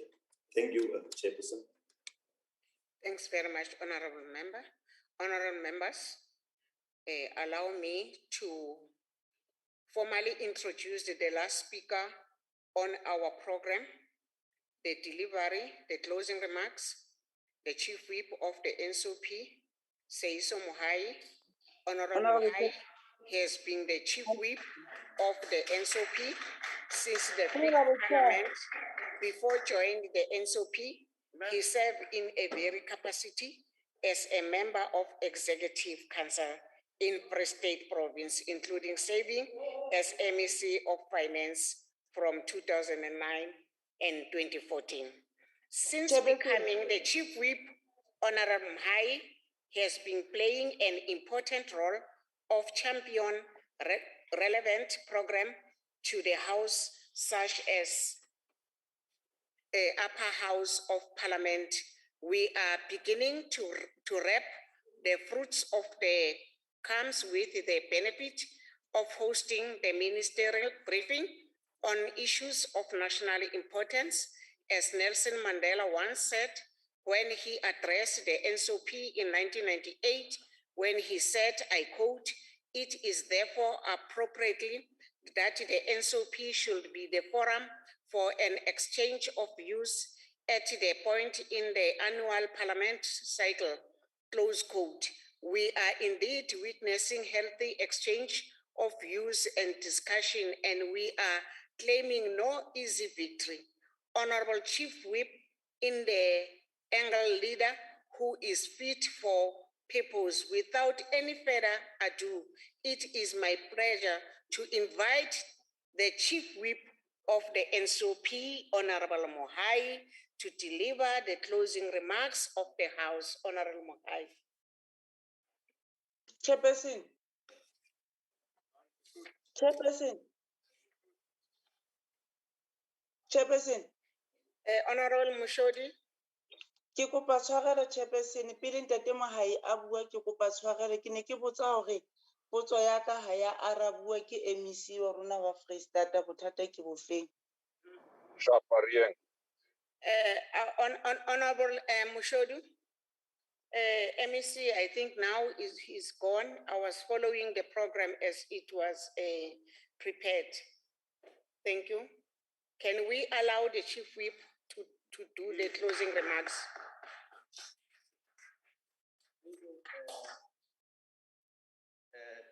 Thank you, Chair. I don't know what's happening. Fine. Yeah, Okay. It's fine. Thank you very much, House Chair Mengwenya. And then also let me recognize the House Chair for Committees, Honorable Nyambe, in the House, and the Deputy Chairperson who's logged in virtually in a hybrid session, and Dade Masondo in absentia. I must say, Chair, before we start, that it could be maybe suggested that the responses, some of them that members never had an opportunity, I do not know, because of maybe other challenges that the MEC from the province of the Free State be encouraged, and other MECs who want to respond in writing to some of the issues that they may not have sufficient time to cover in the proceedings, they can help to improve the quality of these discussions that we have had today. Chair, as honorable members may recall, the Constitution enjoins the NCOP to represent the provinces in order to ensure that provincial interests are taken into account in the national sphere of government.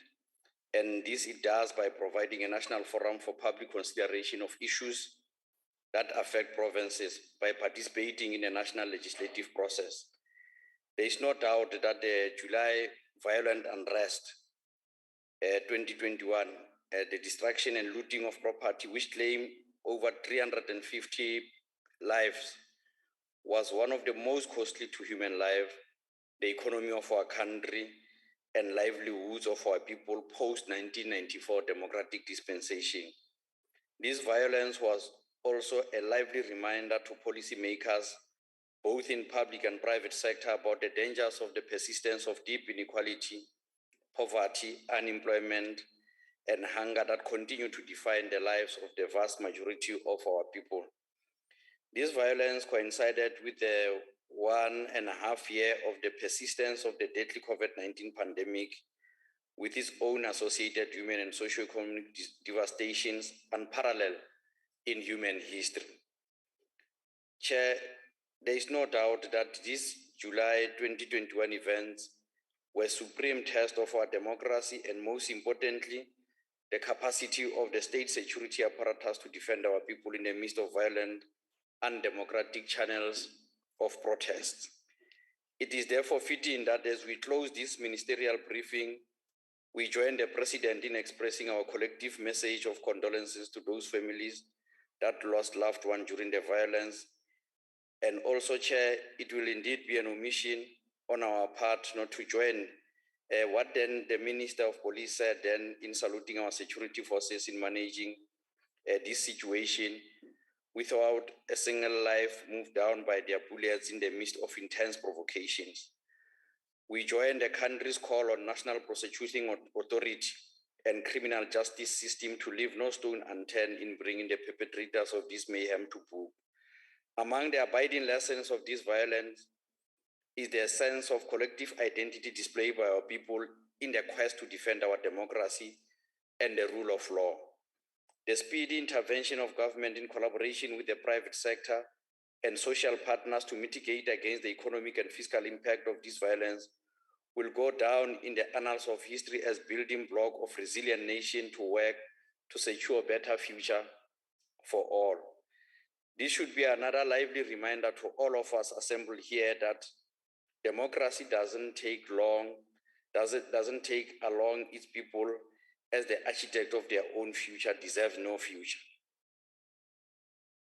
Honorable Chairperson, the July 2021 mayhem should be understood within the broader context of increasing rise of populism in global body politic and its associated undemocratic forms of political expression against the persistence of poverty, unemployment, and inequality.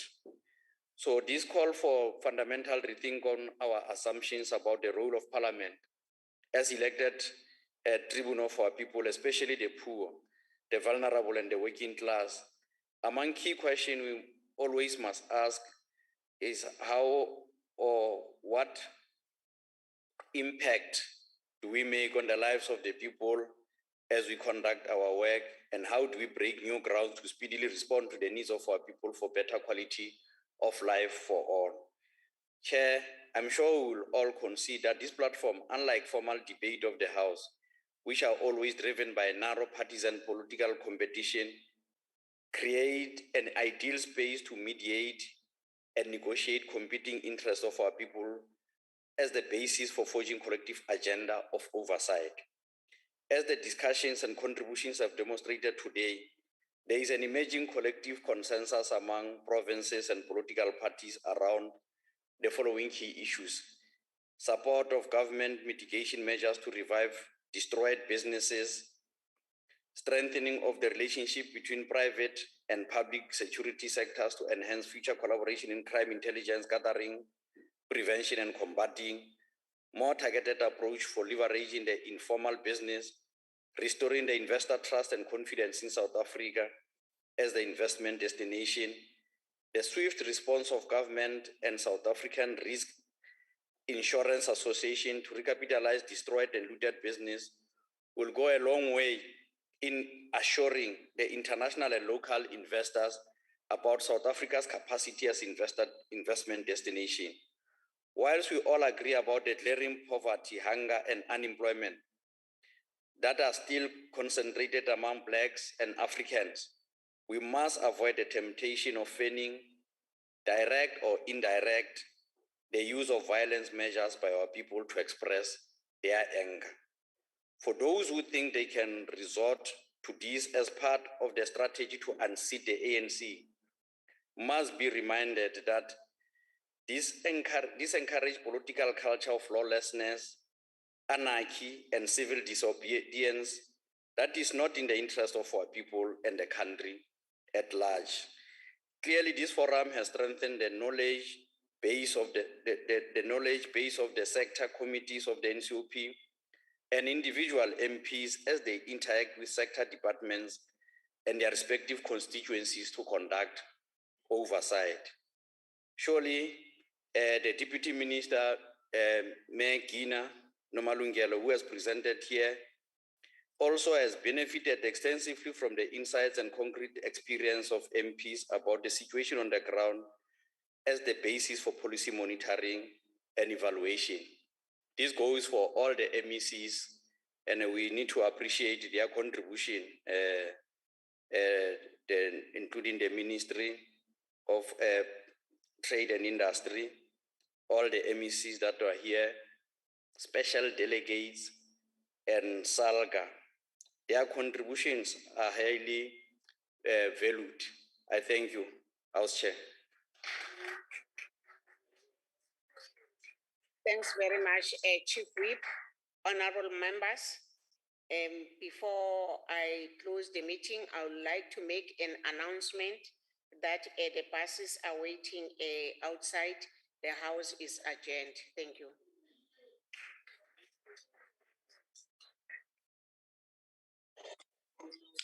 Thank you very much, Chair.